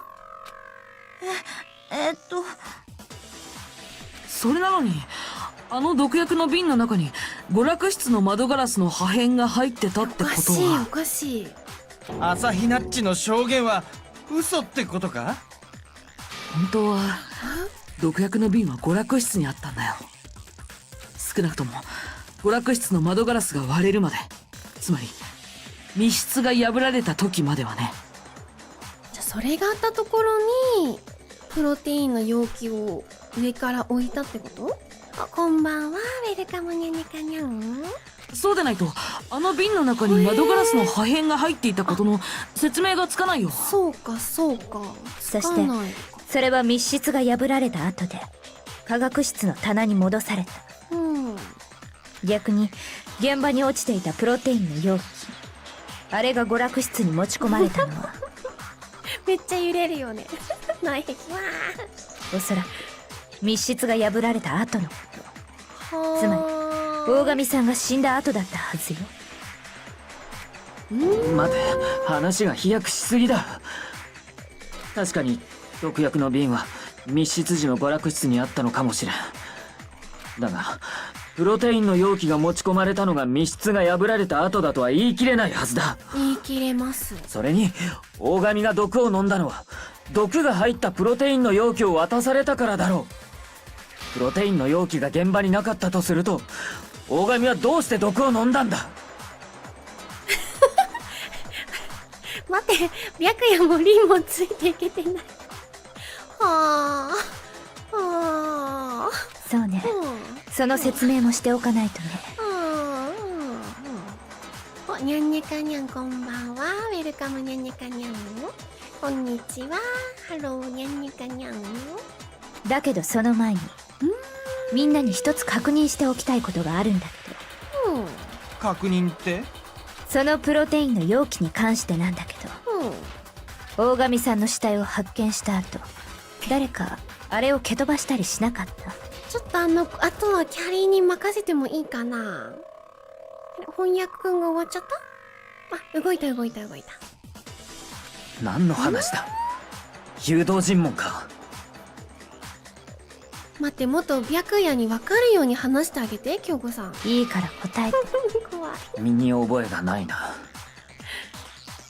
僕もやってないよ。僕もやってない。俺じゃねえぞ。同じく。私も蹴飛ばしてないけど。そう。これで分かったわ。誰？じゃあ誰？じゃあさくらちゃんが生きてた？ギリギリまで？やっぱり、あのプロテインの容器が持ち込まれたのは、密室が破られた後だったのよ。いい加減にしろ。なぜ言い切れる？誰も蹴ってないなら決定だ。だってプロテインの容器の下に窓ガラスがあった時点で、ガラスが割れた後に置かれたのは事実。俺にわからんことをなぜ言い切れる？キリギリさんが言い切るからには必ずそこに根拠があるはず。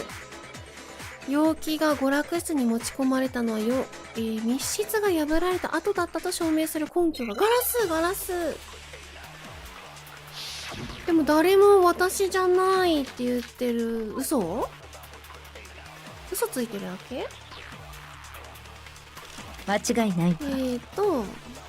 あのプロテインの容器は密室が破られるまでは娯楽室にはなかったのよ。じゃああの容器は密室が破られた後に持ち込まれたんか？いや、そんなはずはない。あれはずっと娯楽室にあったはずだ。なんでそう言い切れるの？もちろん密室が破られる前からな。なんでそう言い切れるの？なんでそう言い切れるの？すごい、ありがとう、センキュー。なんでそう言い切れるんだ？殻のちょっと見てみるか。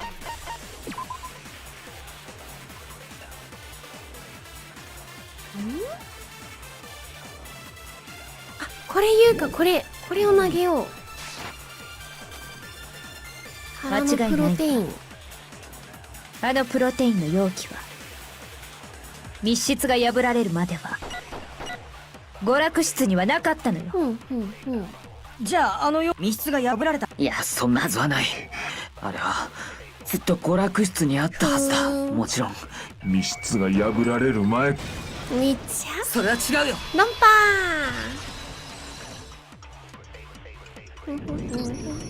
現場に落ちてた容器の周りにガラスの破片が散らばってたのは知ってるよね。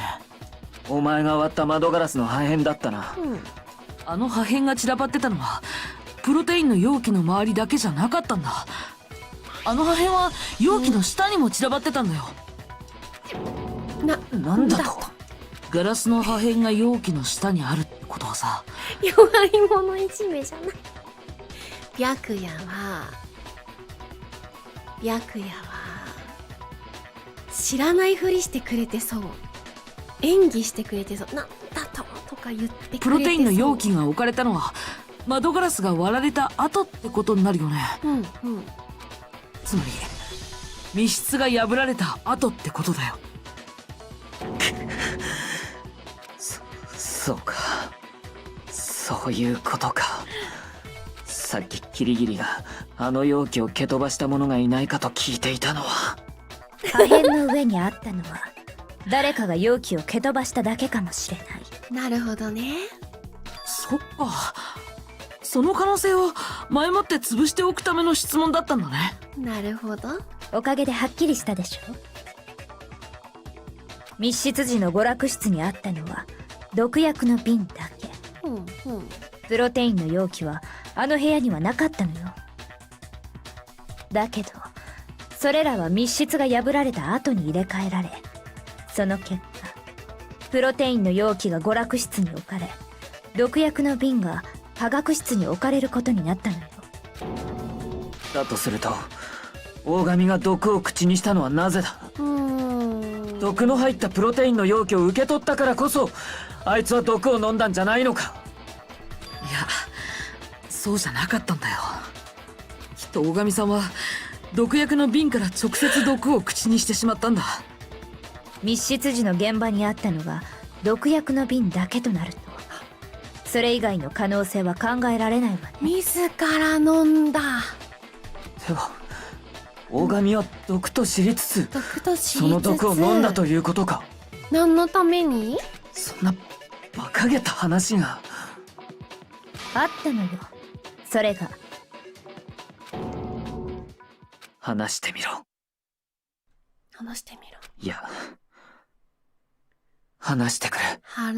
話してくださいでしょ、白夜。まず最初にはっきりさせておかなければならないのは、話してみろじゃない。話してくださいでしょ、白夜。密室時の娯楽室にあった毒薬の瓶、それを化学室の棚から持ち出した人物についてよ。朝日ナッチが持ち出してオーガに渡したんだろ？ねえ、苗木君はどう思う？化学室から毒薬を持ち出し、それを娯楽室に持ち込んだ人物。自分じゃあこれだ。これしかない。大神さん自身だと思う。自分で飲んでそう、白夜はね、しつけが必要だよ。殺されたオーガチンが自分で毒薬を持ち出したってこと？しかも考えられない。何言ってんの？そんなわけないじゃん。いいえ、大神さんが科学室に行っているのは確かよ。しかも毒薬のある C の棚にね。嘘だよ。だってそシュんなの嘘だよーズが、シューズに粉ついてた。なんでそんな嘘言うのさ。いや、嘘なんかじゃない。なんで嘘って決めつけるのさ。大神さんは C の棚に行っているはずだ。それを朝比奈さんにも分かってもらわないと。分かってる？朝比奈ちゃんは分かってる？分かってない？どっちだろそんなの嘘だよ。う？うん。何言ってんの？違うもん。何が違うんだ？やめて言わないで。聞きなさい、話を。そんなの嘘だよ。何が嘘なの？違うもん。何が違うんだ？苗木のバカ。ねえ、かわいい。葵ちゃんのバカ。そんなの嘘だよ。何言ってんの？違うもん。犯人は私だよ。やめて言わないで。そんなの嘘だよ。よし、かった。とどめ。さくらちゃんがこれ、毒薬を持ち出した証拠が。これで証明するよ。足についたの。リズム難しいね、あれ。朝比奈さん、大神さんの足の甲に黄色い粉末が付着してたのは知ってる？足？この黄色い粉末だよ。確か科学室の棚の前に撒き散らされていたのも黄色い粉末だったよね。つまり大神さんの足の甲に付着してたのはあの科学室の粉末だと考えられるんだ。でもどうして科学室の粉末なんかがオーガの足に？しかも足の甲って。あの粉末が撒き散らされた時、靴か大神さんがその場に立ってたからなんじゃないかな。しかも苗木、あれ違うか、苗木の足跡よりもちっちゃいのかな？あれは葵ちゃんの靴の話かな？つまり大神さんこそ靴がかわいい。C の棚で粉末を撒き散らした張本人なんじゃないかな。ちゃんと規則を守ってるの。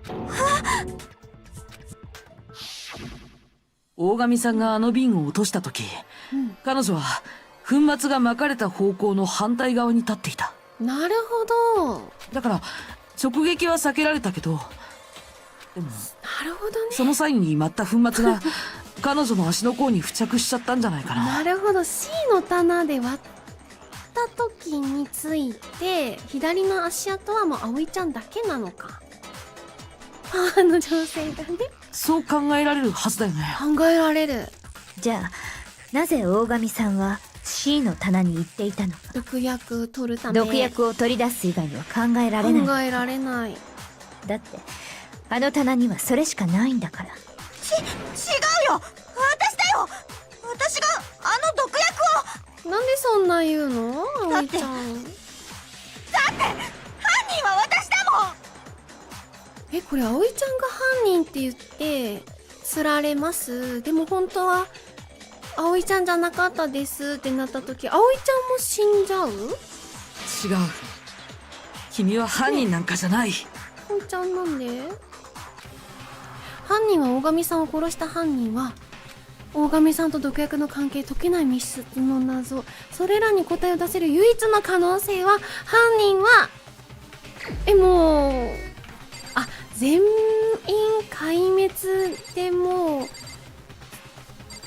散ろうって思ってるってこと？もう花火のように全員で散りましょうってこと？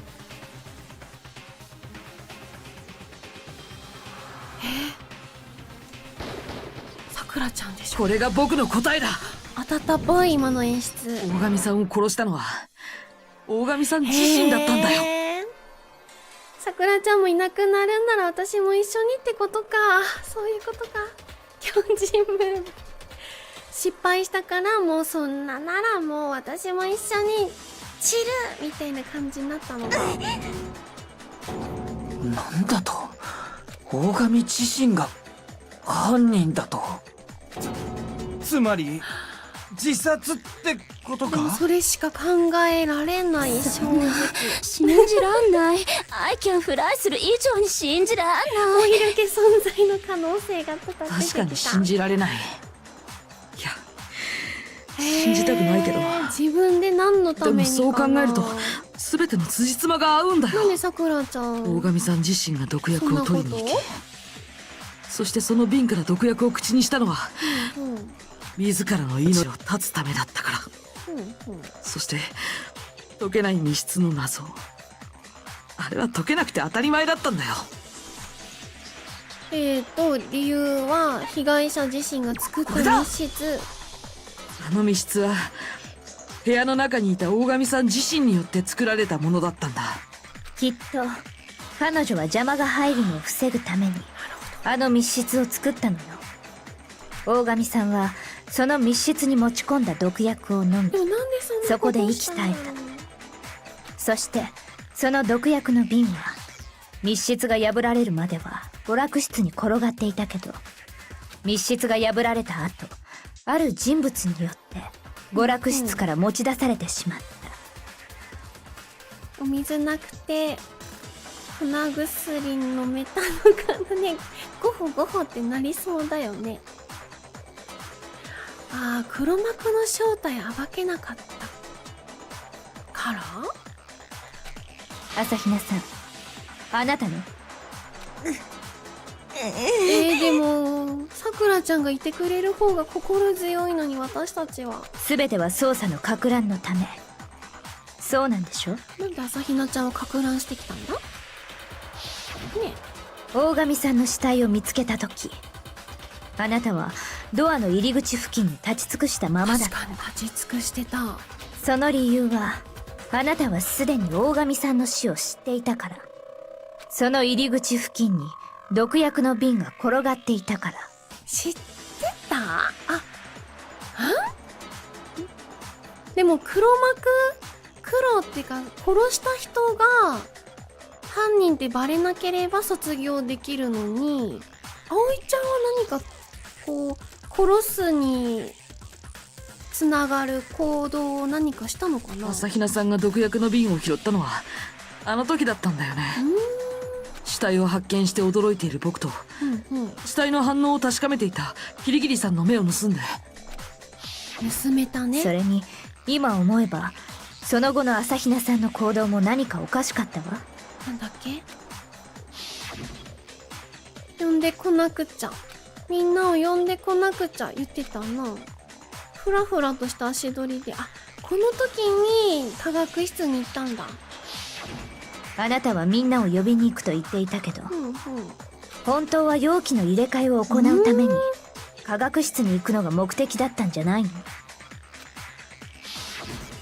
そして科学室に行ったあなたは、すぐにプロテインが保管されている A の棚に向かった。そこで娯楽室から持ち出した空の毒薬の瓶にプロテインの中身を移し替えると、空のプロテインの容器だけを持って科学室を後にした。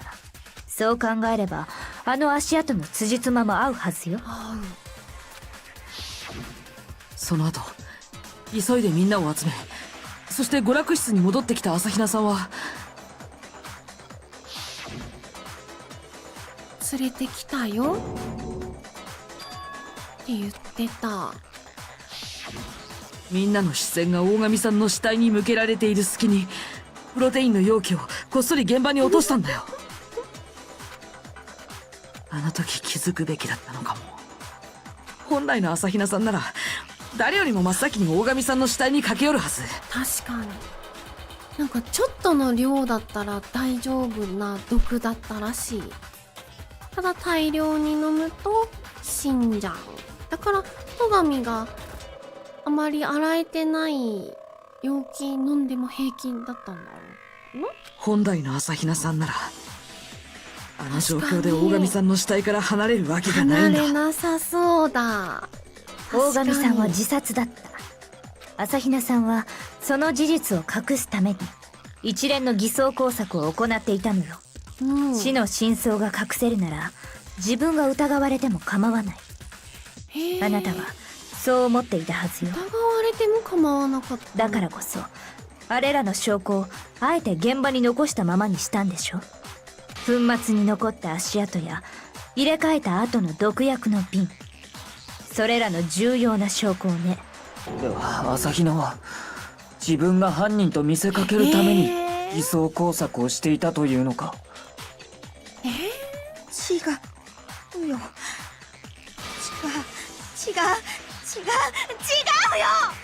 私が殺したんだ。私がさくらちゃんを殺したんだよ。朝比奈さん、もういいんだ。もう終わったんだよ。終わってなんかない。終わったんだよ。うわ、いや、終わらせなきゃダメだ。かっこいい。投票。もう終わらせなきゃダメなんだよ。戸上の顔色悪くなってきてる、どんどん。何これ。好きなやつだ。葉隠れの部屋に手紙を置いて、で白夜の部屋にも置いた。で、アクト2で、深川ちゃんが先に娯楽室に行って、キョロキョロしながら、隠れた。こっちかな？どっちかなこれ。こっちかな。そしたら、さくらちゃんが入ってきた。もう、毛量すごい。かっこよすぎでしょ、座り方、さくらちゃん。飴どうか。って言って、やばいって思って、瓶で、えいって殴って、パリーンで、やばいと思ったから G 書いて逃げた。顔の3倍くらいある。で、それを見て、なんだってなって、こっちかな、出てきた。こっちか。だから最初のが、こうか。これで、その後、深川ちゃんが、ね、すりつけしてるの面白い。さくらちゃん。HP1 しか削れてない、ここ。1しか削れてない。で、雑誌に隠した。で、頭痛いってなって、ゲーチーってなって、ジェノサイダーに変わって、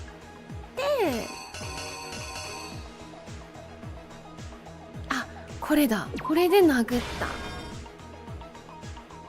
それでちょっと片付けて、フィーって逃げたけど、まだ死んでない。なんだか頭が、ちょうどいいって毒薬を手に取って、これでもトータル3しか削れてない。これでも3しか削れてない。で、光を浴びながら毒を自ら飲んだ。で、発見して、これが葵ちゃんか。葵ちゃんが拾って、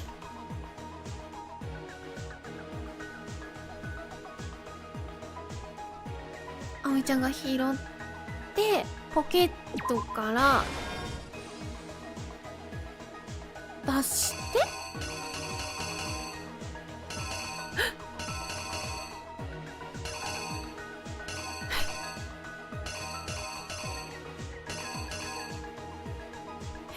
ちょっと待って。こうか。できたー。これね、どうでしょう。ほんでこれかな。うん、犯人はこれだ。君なんだ。いいね、このパート楽しい。今回の事件は大神さんがある人物たちを娯楽室に呼び出したところから始まったんだ。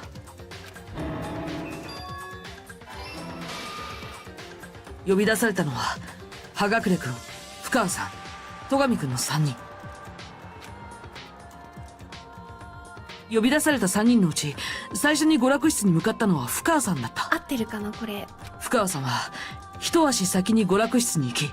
まった。やり直します。なるほど。ってことはここ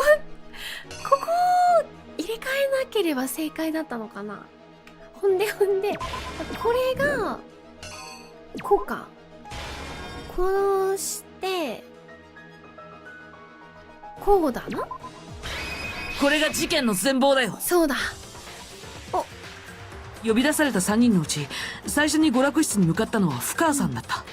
深川さんは一足先に娯楽室に行き、ある場所に身を潜めたんだ。やった娯楽室のロッカー。深川さんはその中に隠れたんだよ。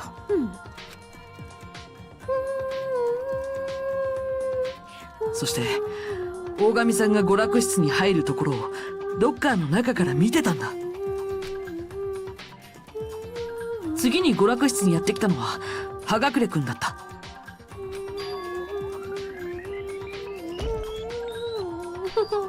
そこで大神さんに殺されると勘違いした葉隠君は取り乱してしまい、これじゃあさ、なすりつけようとしてたのこの3人の誰かに。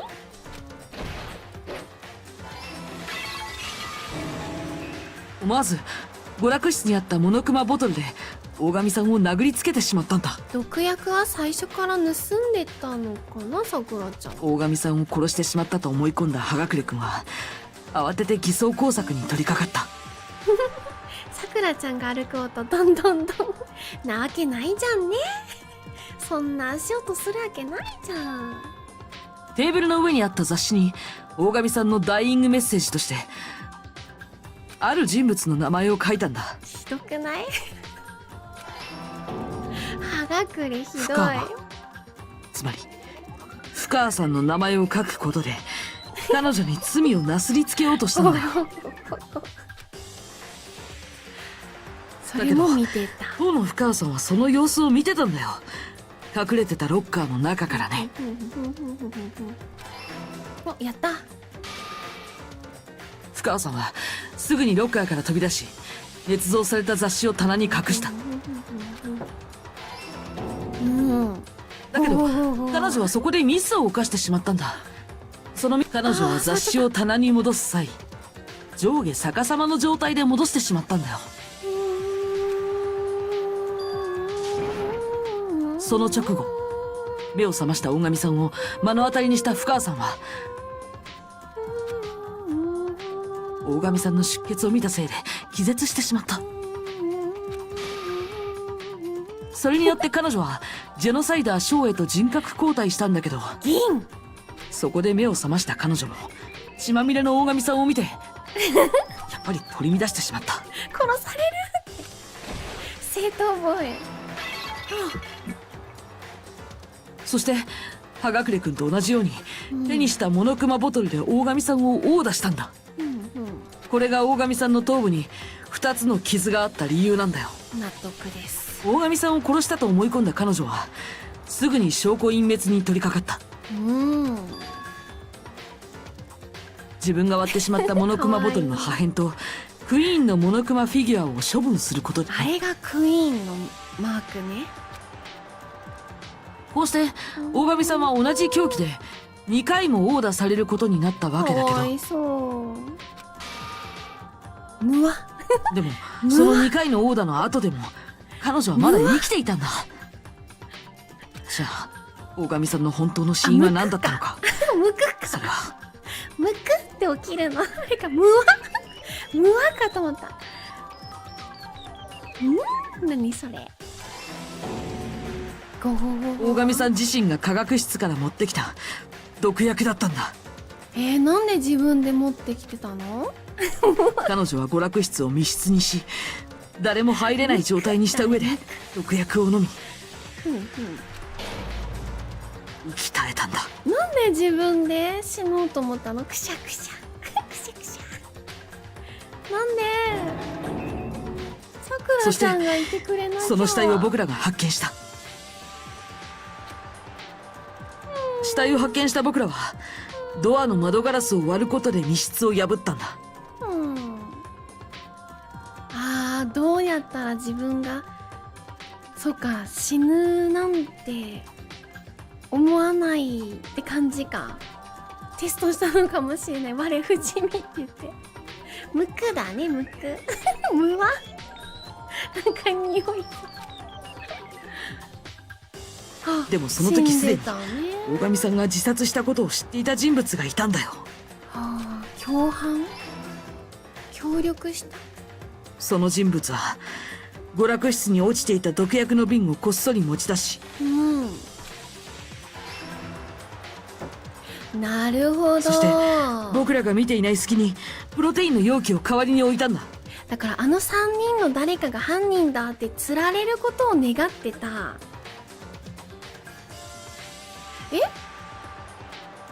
でもさ、もし他の人が犯人だって投票されたら葵ちゃんもみんな死んじゃうじゃんね。葵ちゃんもちょっとは殺人をしたみたいな側になってなきゃ葵ちゃんだけ卒業できないし、なんなの？そうすることで僕らの疑いを自分自身に向けさせようとしたんだよ。今回の学級裁判も間違った結論に導くためにね。全員死亡ってことにしたかったってこと？そしてそんな偽装工作を行った人物こそ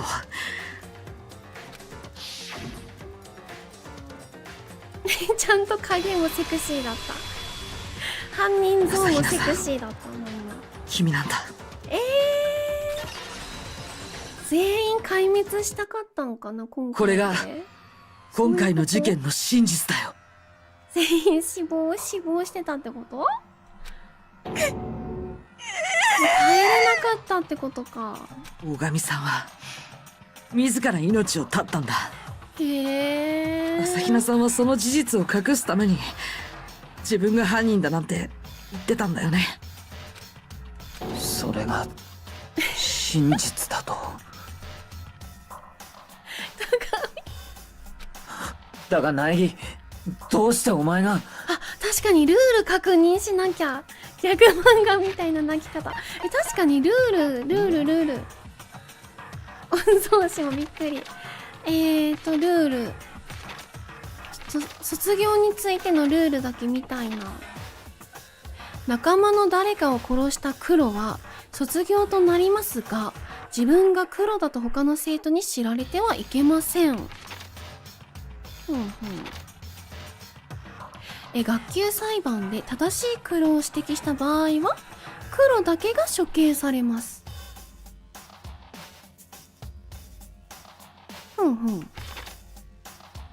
学級裁判で正しい黒を指摘できなかった場合は黒だけが卒業となり、残りの生徒は全員処刑。だから殺した犯人だけが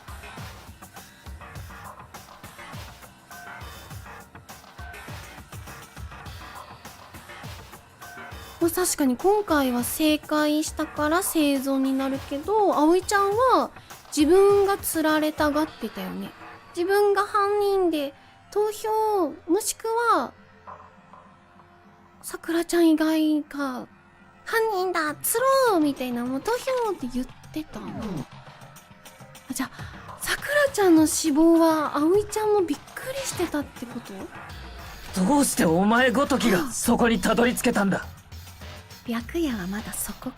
俺がたどり着けなかった真実に。いや、それはまあ京子のおかげ。まだわからないの？人間は計算や損得だけで動くわけじゃない。だからこそ人間は難しい。才能ですかね。あなたはそれを理解していなかった。だから真実にたどり着けなかったのよ。ね、言ったでしょ。人の感情というものを軽んじていると、いつか足元を救われる。にちゃにちゃ、白夜くんまだそのステージなんだ。お先に行ってくよ。言っとけ。身の程知らず。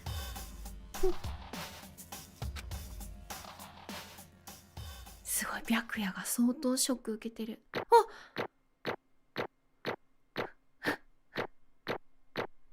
ゆうですよね。今回優秀すぎたな。イーズイーだった。こらこら、これでオチがつきましたみたいなムードになってるけどさ、もうなくなってるんだよね。そのお前だったら忘れてない？まだ投票タイムが終わってないよ。You are you? Are you you? ああ、どうそうだなるのったわね。本当に忘れてたの？テンション下がるな。でもさ、こういうのってお決まりだからさ、一応やっとかないといけないんだよね。どうするの？いや、面倒かもしれませんけど、お手元のスイッチを押して投票してください。投票の結果、黒となるのは誰なんでしょうね。さくらちゃんだった場合、その答えは正解なのか不正解なのか、どうなんでしょうね。死んでる方いらっしゃるのに、亡くなってるのに、投票タイムまであるの？亡くなってもまだそういうことなるの？はーい。大正解。大神桜さん自身だったのです。僕の存在っておしまい？なんだと？それが真実。だが俺にはまだわからないことがある。おい。そうだ、朝比奈。お前は何のために大神の死を隠そうとしたんだ？あのまま隠し続けていればお前も処刑されていたかもしれないんだ。どういうことだ？どういうことだ？ひでえぞ。でえぞ？何？だってそれが目的だもん。さくらちゃんが死んだのはみんながさくらちゃんを追い詰めたせいじゃん。みんなが彼女を殺したんだよ。だから死ねばいいんだよ。彼女だけを死なせるわけにはいかないじゃん。あららららら。私らを道連れにするために罪を償わなきゃ。私やみんなが殺したんだから。だからみんなで罪を償うべきなんだよ。破壊型だ。なんだってそんなこと？何？わからないなら教えてあげるよ。さくらちゃんがどんな絶望を抱えて死んでいったのか君にも見せてやろう。これを見て。我は全てに絶望した。醜い争い合いに絶望した。このまま殺されるのを待つくらいなら我は自らの手で終わらせよう。それって遺書？娯楽室の前に落ちてたのを見つけたんだよ。アシストもらえるのかな？遺書だよ、さくらちゃんの。大神さんの遺書？今思えばその予兆は前からあったんだ。へえ。あれは私がジェノサイダーに襲われた直後。私が襲われたことを知ったさくらちゃんが怒って保健室から飛び出した後のことだよ。前からあったんだって、それって今日の朝の出来事じゃないの？確か今日の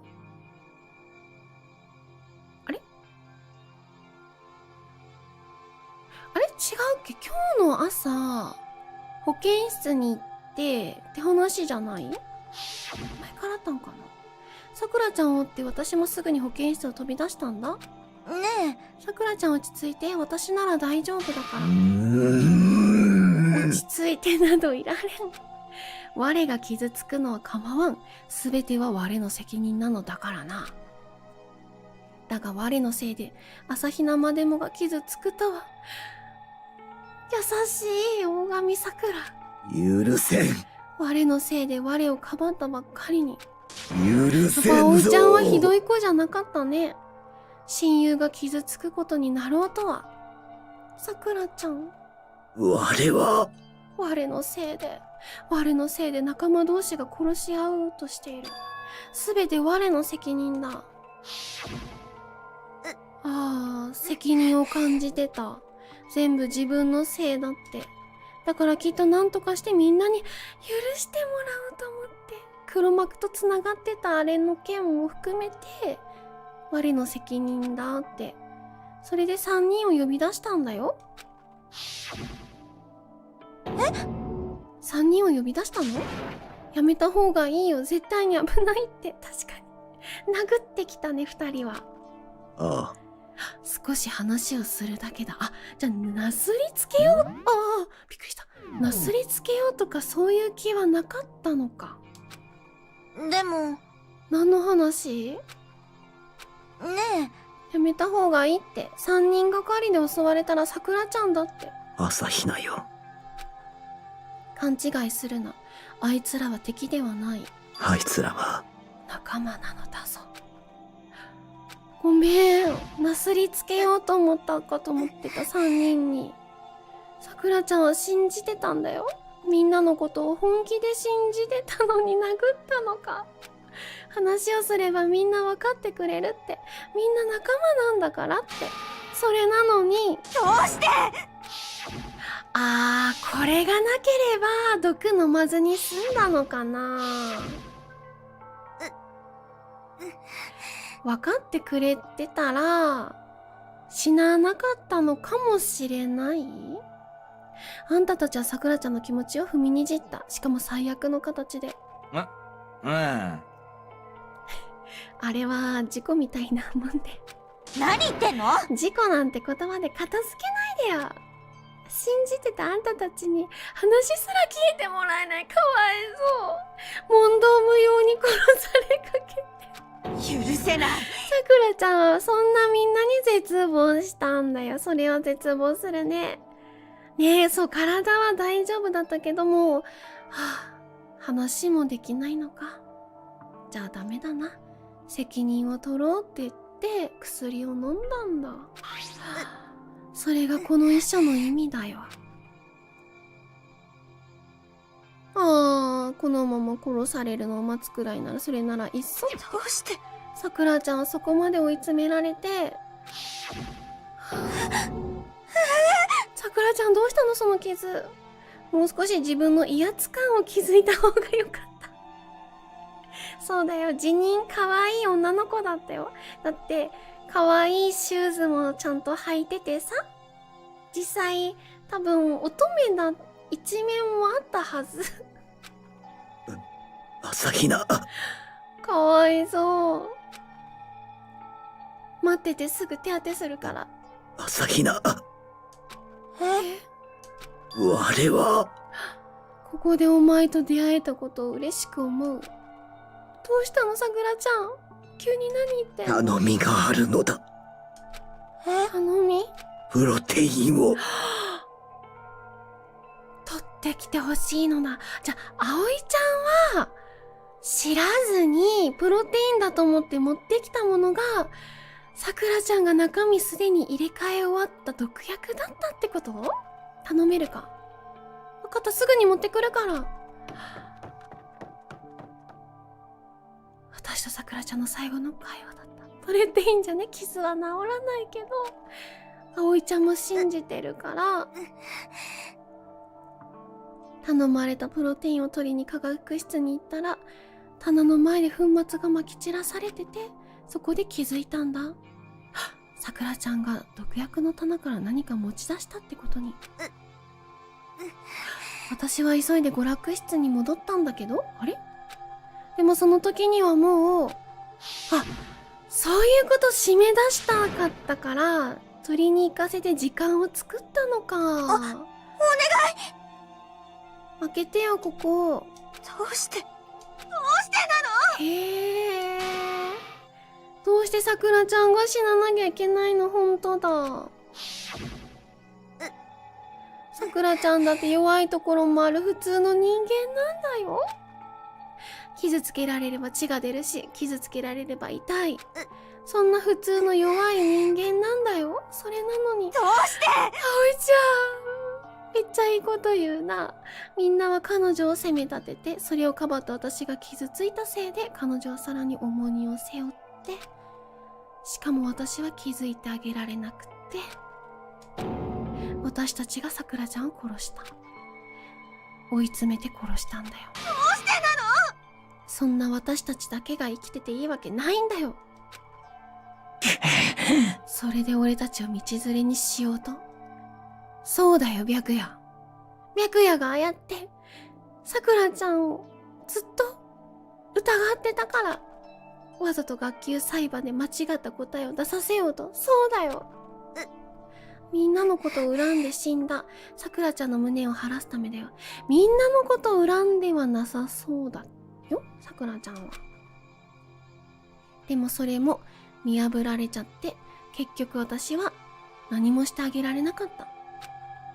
もうさくらちゃんに合わせる顔がないよ。ねえねえ。泣ける話のとこ悪いんだけどさ。ほら。長い。そんな眠くなっちゃうよ。うぷっ大神さんがどう思って死んだのか、朝比奈さんなんかが本当に理解してるのかね。なんかがさっきの話だって大部分が朝比奈さんの解釈なわけでしょ。まあそうだね。あの遺書に基づいた朝比奈さんの解釈。何言ってんの？分かってるに決まってるじゃん。だって私とさくらちゃんはつまり、はい。その基づいたものが違うんじゃないの？本当はこっちだったりして。どういうことだべ？もちろん。遺書だよ、大神さんの。だって遺書はもう朝比奈さんが。残念。そんなことするの、モノクマ。あれを書いたのは僕だよ。手を加えるの？本当だよ。一方こっちは朝比奈さんの部屋に置いてあったもの、大神さんが朝比奈さんに当てたんだろうね。じゃあ私のこと騙してたの？まったくもう。僕は盛り上げようと思っただけだって。おやおやおやおや。僕が書いた落書きを朝比奈さんが勝手に勘違いしたのが悪いんじゃん。うぷっぷ。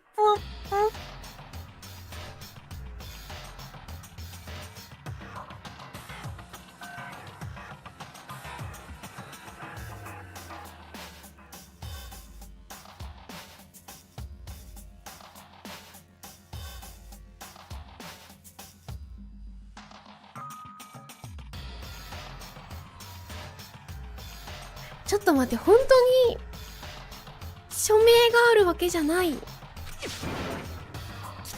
いぞ。ほら。僕は何もしてないじゃん。ふんふん。僕が証拠をでっち上げたりした。学級裁判の行方を左右するような介入した？介入した。事件はお前らの中で起きて、お前らの中で引っかき回し合ってただけじゃん。あの遺書がきっかけになったとしても、結局全てはお前ら同士の間で起きたこと。最低。ノープロブレムなり。これも演出の一環。キリ。それで本物の遺書には何が書いてあるの？しょうがないな。美声の呼び声が高い僕が代表して読んであげましょう。ねえね遺書といえば気になりませんか？自殺する際に遺書を残すシステムを発案したのってどこのどなた様なんでしょうかね。待てよ。ですが残念ながらそいつは間違いなく自らの命を絶っていることでしょう。しょぼー。もう話を聞くことはできない。つまり真相は闇の中。怖いですね。ぶるっちゃいますね。いい加減にして。ほんとよ。ひどいね、モノクマ。はい。では読みますよ。我が親友である朝比奈よ、お主に伝えておかねばならぬことがある。こういう形で伝えるのは心苦しいが、だが知っておいてほしい。それが我の最後の願いだ。知っての通り、我は黒幕の内通者だった。セリフないの？我が黒幕に声をかけられたのは、この奇妙な学園生活が始まった最初の日の夜のこと。黒幕は、我が一族の道場を人質に取ることで、我に手先となるよう命じてきたのだ。確かにシナリオすごいね。成瀬と大神さんで交互に行きますね。たかが道場と思うかもしれんが、あれは我が一族が300年にわたって守ってきたもの。我の代でなんで交互なの？滅ぼすわけにはいかぬ。だから我の命に代えてでも守らなければならぬ、そう思っていた。だがそんな思いこそが我の弱さだったのだ。そのせいで我は黒幕に従うという過ちを犯してしまったのだからな。そして黒幕が我に命じたのは、殺人を犯せという命令だった。黒幕は最初の殺人が起きぬまま事態が膠着するのを危惧していたのだろう。だが黒幕にとっても我にとっても計算外だった。それよりも先に舞園さやかの事件が起きたことだった。計算外だったんだ。ねえ、さくらちゃんの声で聞きたいのに。それにより計画は変更となった。そこで黒幕は我に待機を命じた。次の膠着状態が訪れるまでの待機だ。だがそこでお主たちと生活を続けていくうちに、朝比奈と生活を続けていくうちに、我の決意は揺らいでいった。皆が必死に戦い必死に生き延びようとする姿を見て、我は自分の心の弱さを思い知ったのだ。黒幕に屈した弱さにな。そして何より我を親友と言ってくれる人物を裏切れない。そう思うようになったのだ。なるほどね。モノクマくんが予想外の速さで起きた殺人だったって言ってた。あ、本当。我は決めたのだ。もう引かぬ、もうこびぬ、もう顧みぬと我は決心したのだ。お前と戦うと。だけどそのせいで僕に秘密をばらされ、みんなから嫌われる羽目になったんですね。最低。朝比奈ちゃん、みんなのためと思った決断のせいでみんなから嫌われるなんて皮肉ですな。だが皆が我を恨むのも当然だ。すべては我の弱さが招いた結果なのだからな。かっこいい。だから自分に向けられる攻撃は全て甘んじて、軽んじて、甘んじて受け入れるつもりだった。それがお主たちを裏切ったことへの罪滅ぼし。そう思っていた。だが甘かった。我一人が泥をかぶって済む問題ではなかったのだ。事態は我の力だけでは収まらなくなっていた。そしてそれこそが黒幕が我の裏切りを公表した本当の目的だったのだ。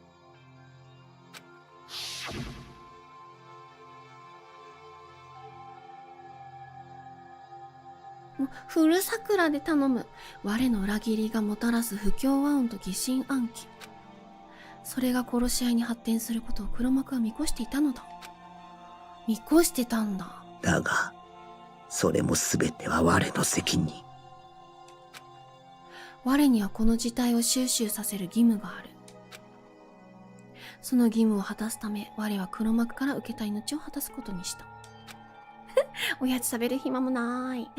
殺人を犯すという黒幕の命を。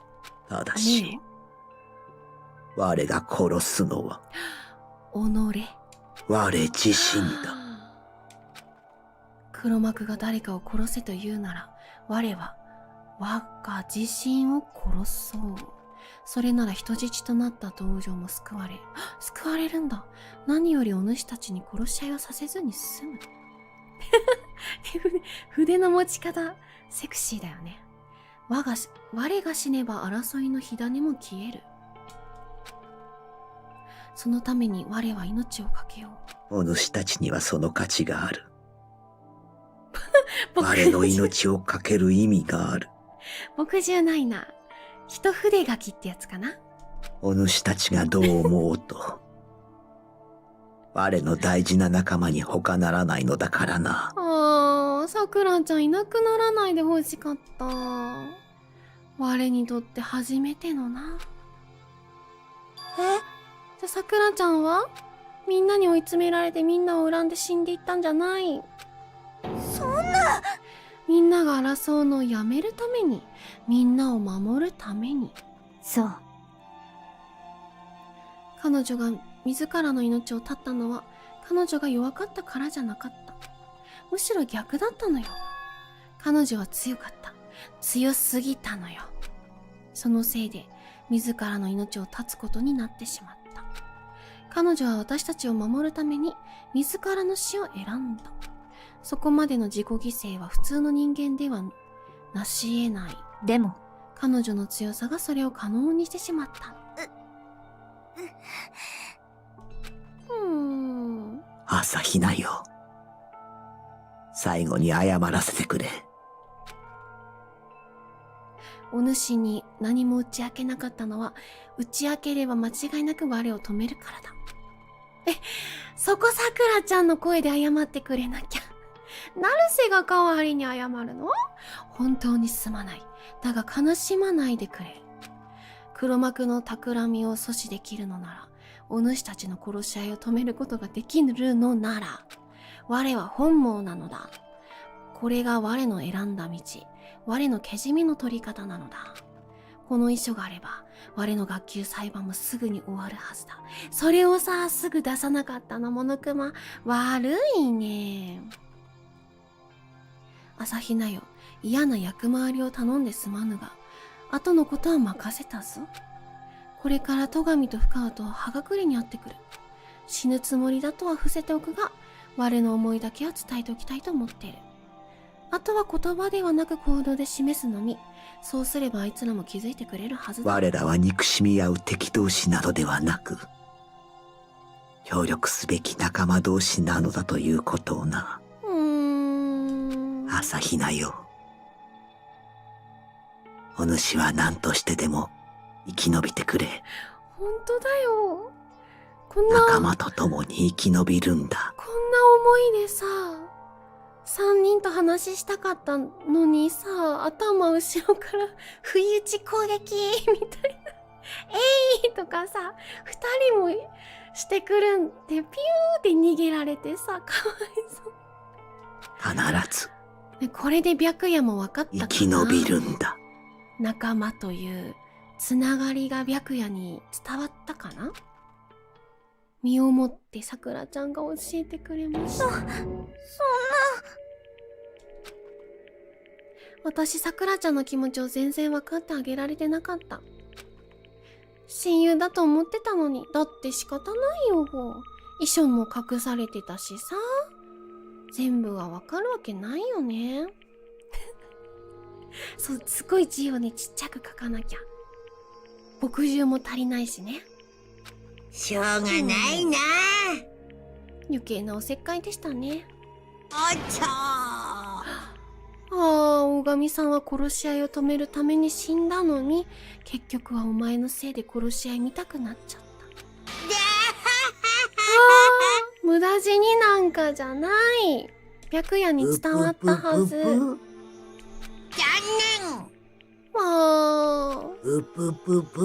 次の犠牲者も決まったね。何言ってんだよ、誰も責めはしない。は？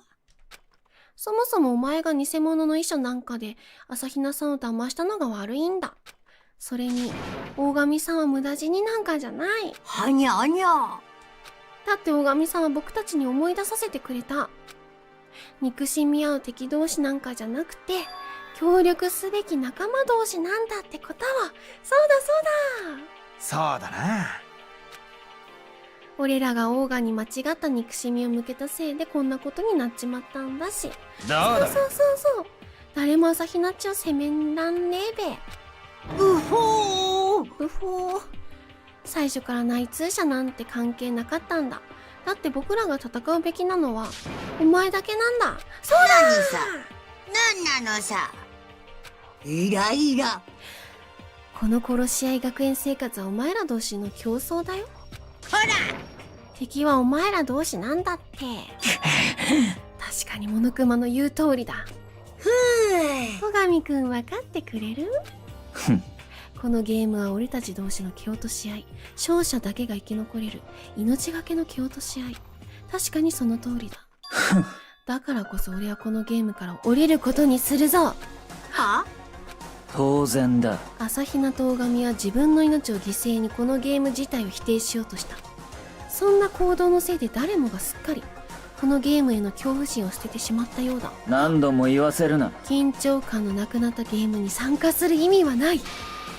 だから俺はゲームから降りることにする。なんと白夜となれば残された俺の楽しみは一つだけだ。決まりだ。この俺を操った気になっている黒幕にきついお仕置きを食らわしてやることだけだ。戸上くん、もしかして勘違いするな。出れた、戸上が出れた。俺は甘っちょろいセンチメンタリズムに動かされたわけではないからな。私も白夜様についてくわ。黒幕が燃える男子って可能性もあるしね。みんなねこれでも大神さんの死は無駄だったって言える？つまんないな。だけどいいもんねだ。僕にはまだ例のお楽しみタイムがあるしさ。何？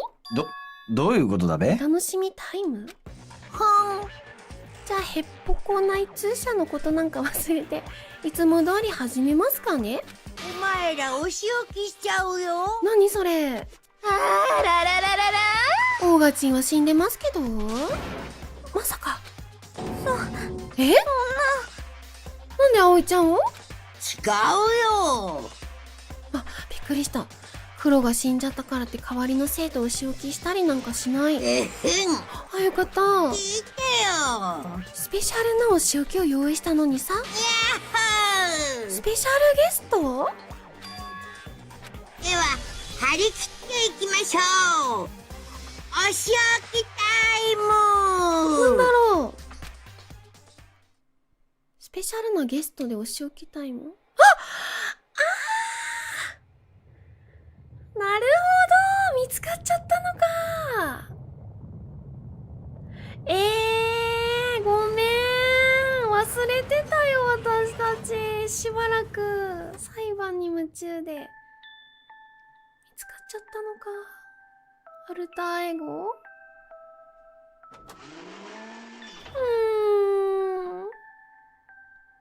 ショベルの達人。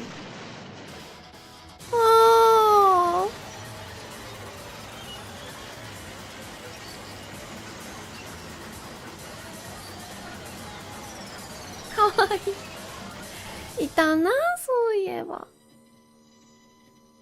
モノクマかわいい。見つかっちゃっじゃあ誰が回収しに行ったんだ？あのお部屋に。本人？学園長本人が取りに行ったんかな。ありえねえ。鉄の塊になっちまった。ラ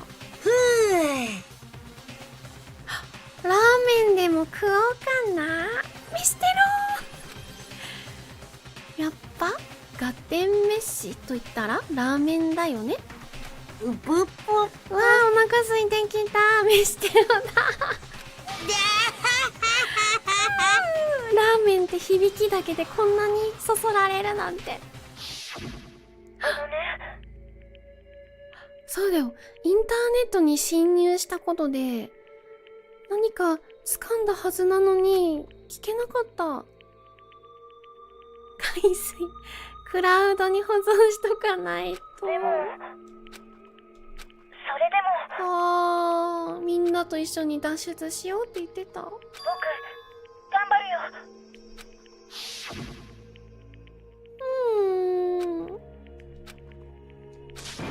よくも僕らの仲間を、よくも殺したな。あ、どうしたの？あ、パソコンと友達なの？うるさい。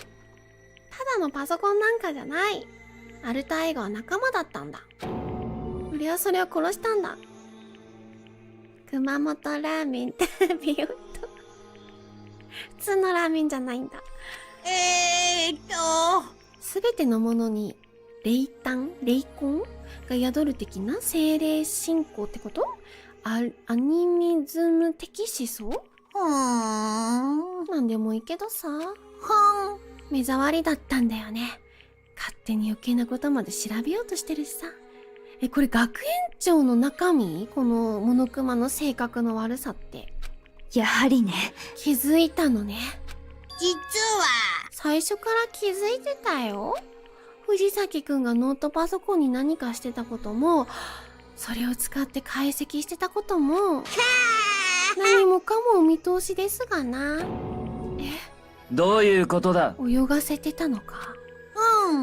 そのノートパソコンに入ってたデータって言うなれば、僕からのプレゼントだったわけよ。難解なロックを解除できた場合のみ手に入るご褒美的な情報だったわけ。それを調べること自体には問題なかったんだけど、ネットワークまで覗きに来るのは調子に乗りすぎ。なので処分させていただきました。僕もみんなの役に。頑張ろうとしてくれてたのに、命がけで戦おうとした。そして殺された。うぷぷぷぷ。いいね。無意味な死なんかじゃない。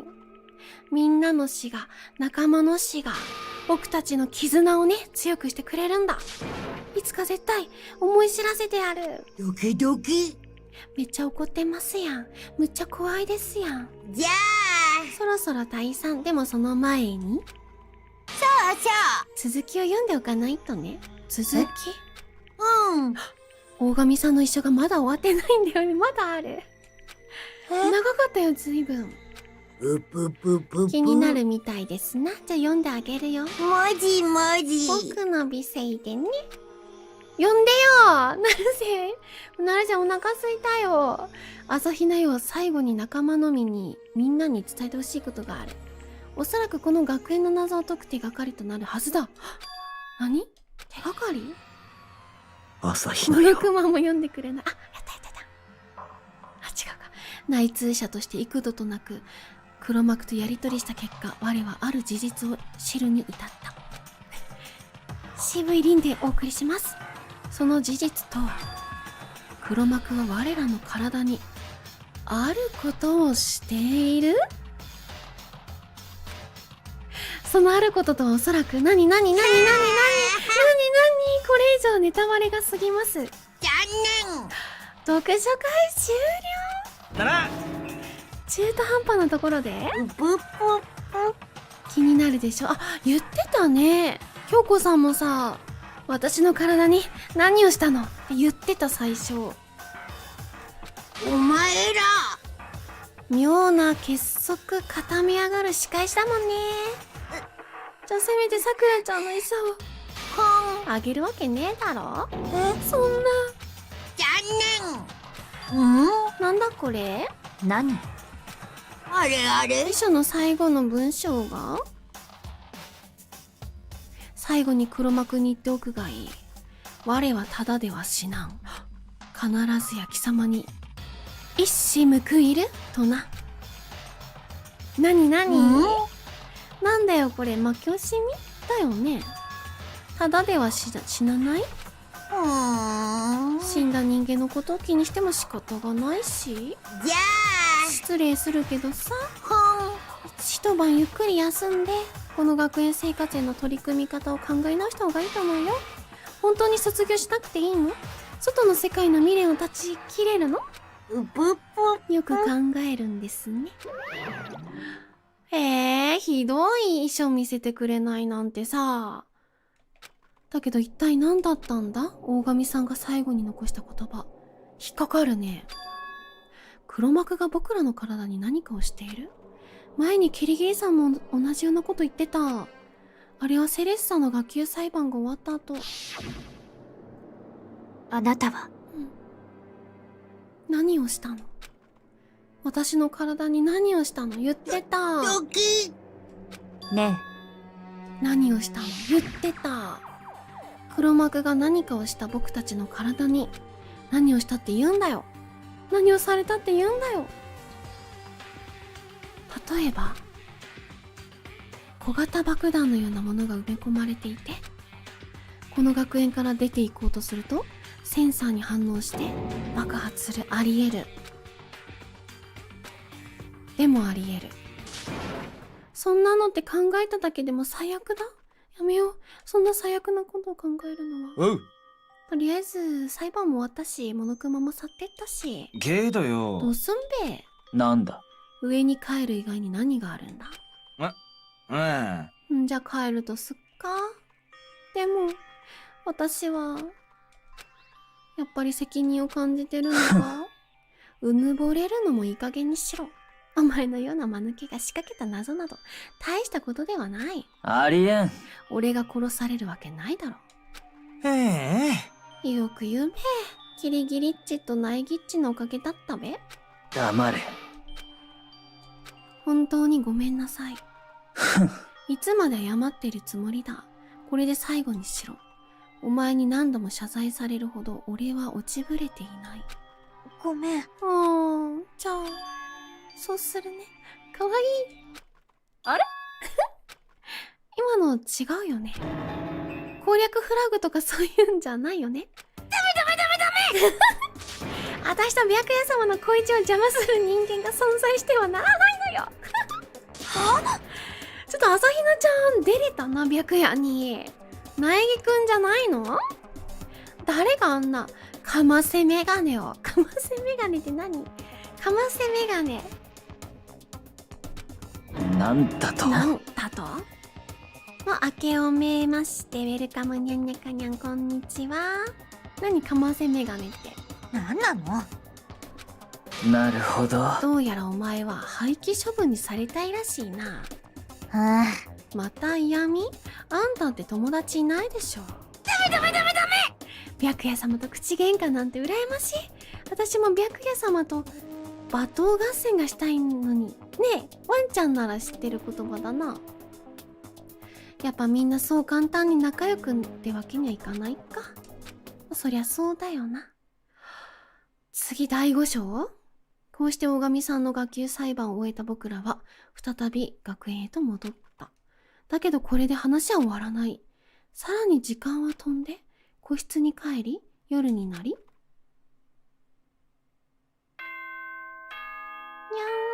ゃんにゃん。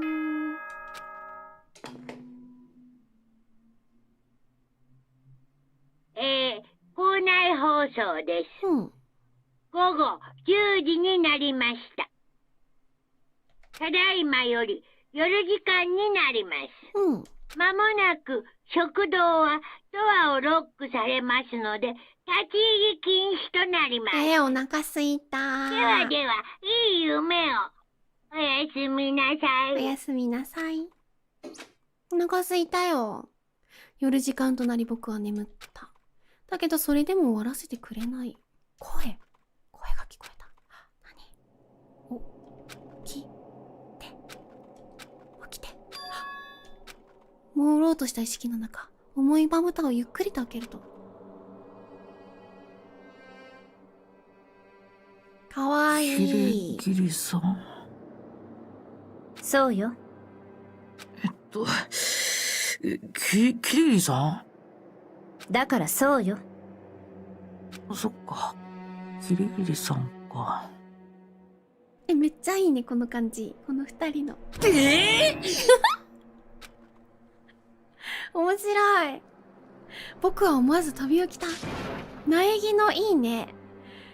何してるの？そうね。起こしに来たのよ。っていうか鍵は？開いてたわよ、不用心ね。嘘？ね本当よ、いちいち驚かないでよ。今何時なの？そう。3時。夜のね。夜の3時って、こんな時間に僕起こしに？ちょっと待ってよ。こんな時間にどうしたの？苗木くん。頼みがあって。それは。遺書の最後に言ってたでしょ？一矢報いるって。確かに確かめたい。どうやって？僕の耳元に顔を寄せ4階の情報処理室。鍵かかってたんじゃなかったっけ？じゃあね。先に行ってるから。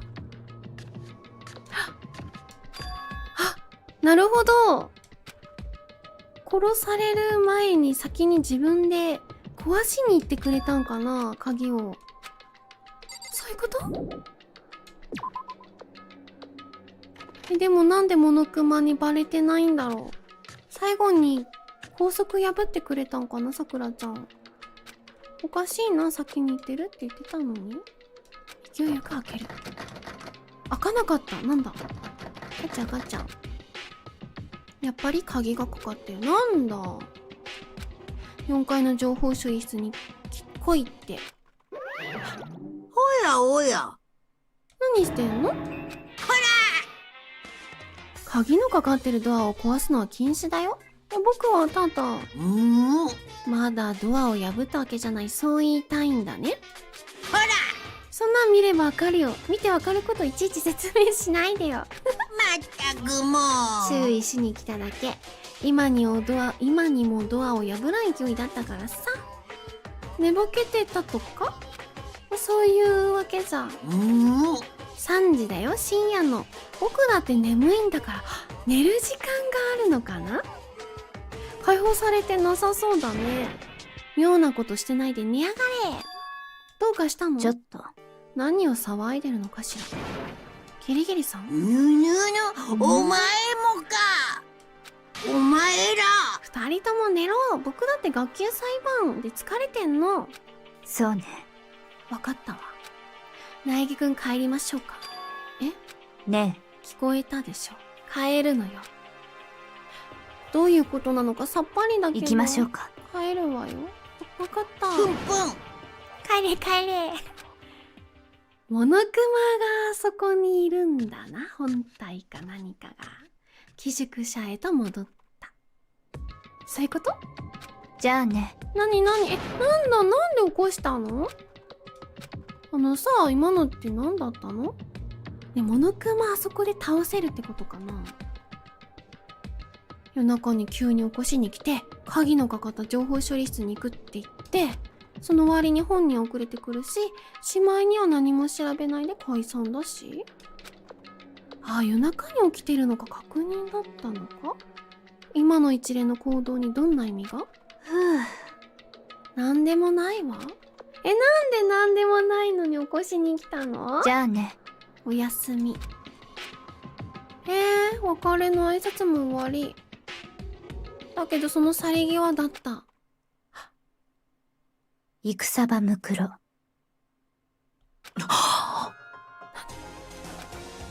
僕の耳元でキリギリさんが囁いた言葉。戦場むくろ。この学園に潜む16人目の高校生。超高校級の絶望と呼ばれる女子高校生。絶望？戦場むくろに気をつけて。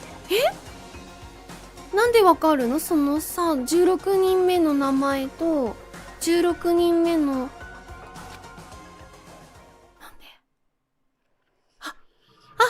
それが次か。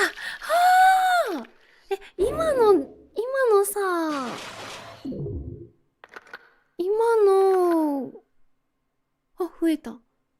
今の情報処理室のあれで何かが分かったってこと。あそこが居場所？やったー、クリアー、女子高校生。おー、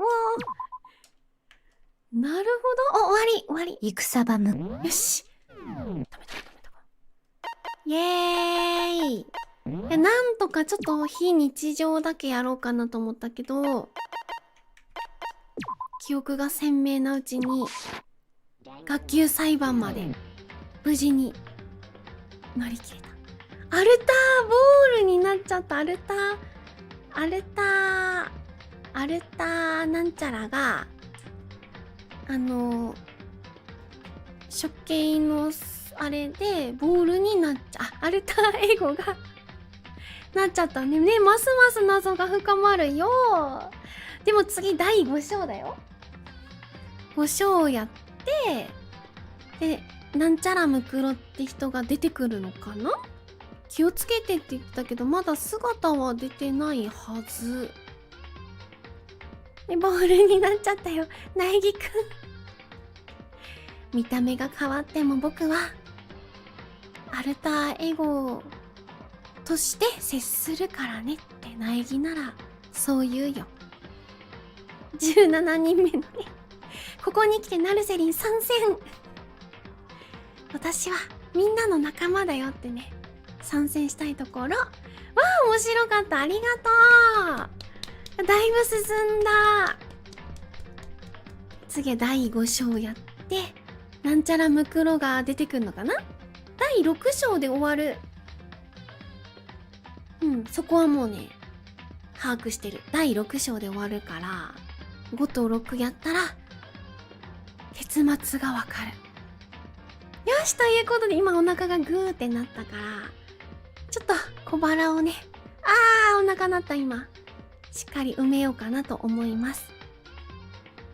では皆様、3連休だった方は、明日からまたファイティングでございます。今日もお仕事だった方はゆっくりお休みください。聞こえませんならよかった。ありがとう。いっぱい食べるぞ。わーって吸い込む。いっぱい食べるぞ。ありがとう。ののろさんいただきます。にゃんにゃか100蜜。ありがとう。いっぱい食べるぞ。聞こえてないならよかった。では、良い3連休を過ごしましたでしょうか？なるせはあと一息。弾丸論破1。クリア。あと一息頑張ります。あと4回ぐらいで終わるのかな。非日常が短かったから日常編と非日常をセットにして裁判パートは裁判で分けようかな。ちょっと裁判が思ったより4時間半ぐらいあったね今日ね。いっぱい配信見れた。ありがとう。この時間食べるとね眠れなくなる。困るな生活リズム困るな。みんなみたいにリズムをよく整えたいなと思いますよし、ということでお疲れ様でした。良い夜をお過ごしください。いい夢を。ではまたね。ポッチー、ありがとうポッチー。よいしょー。食べよう。ではまたね。タンダラランタンタンダラランタンダラランタンダララン。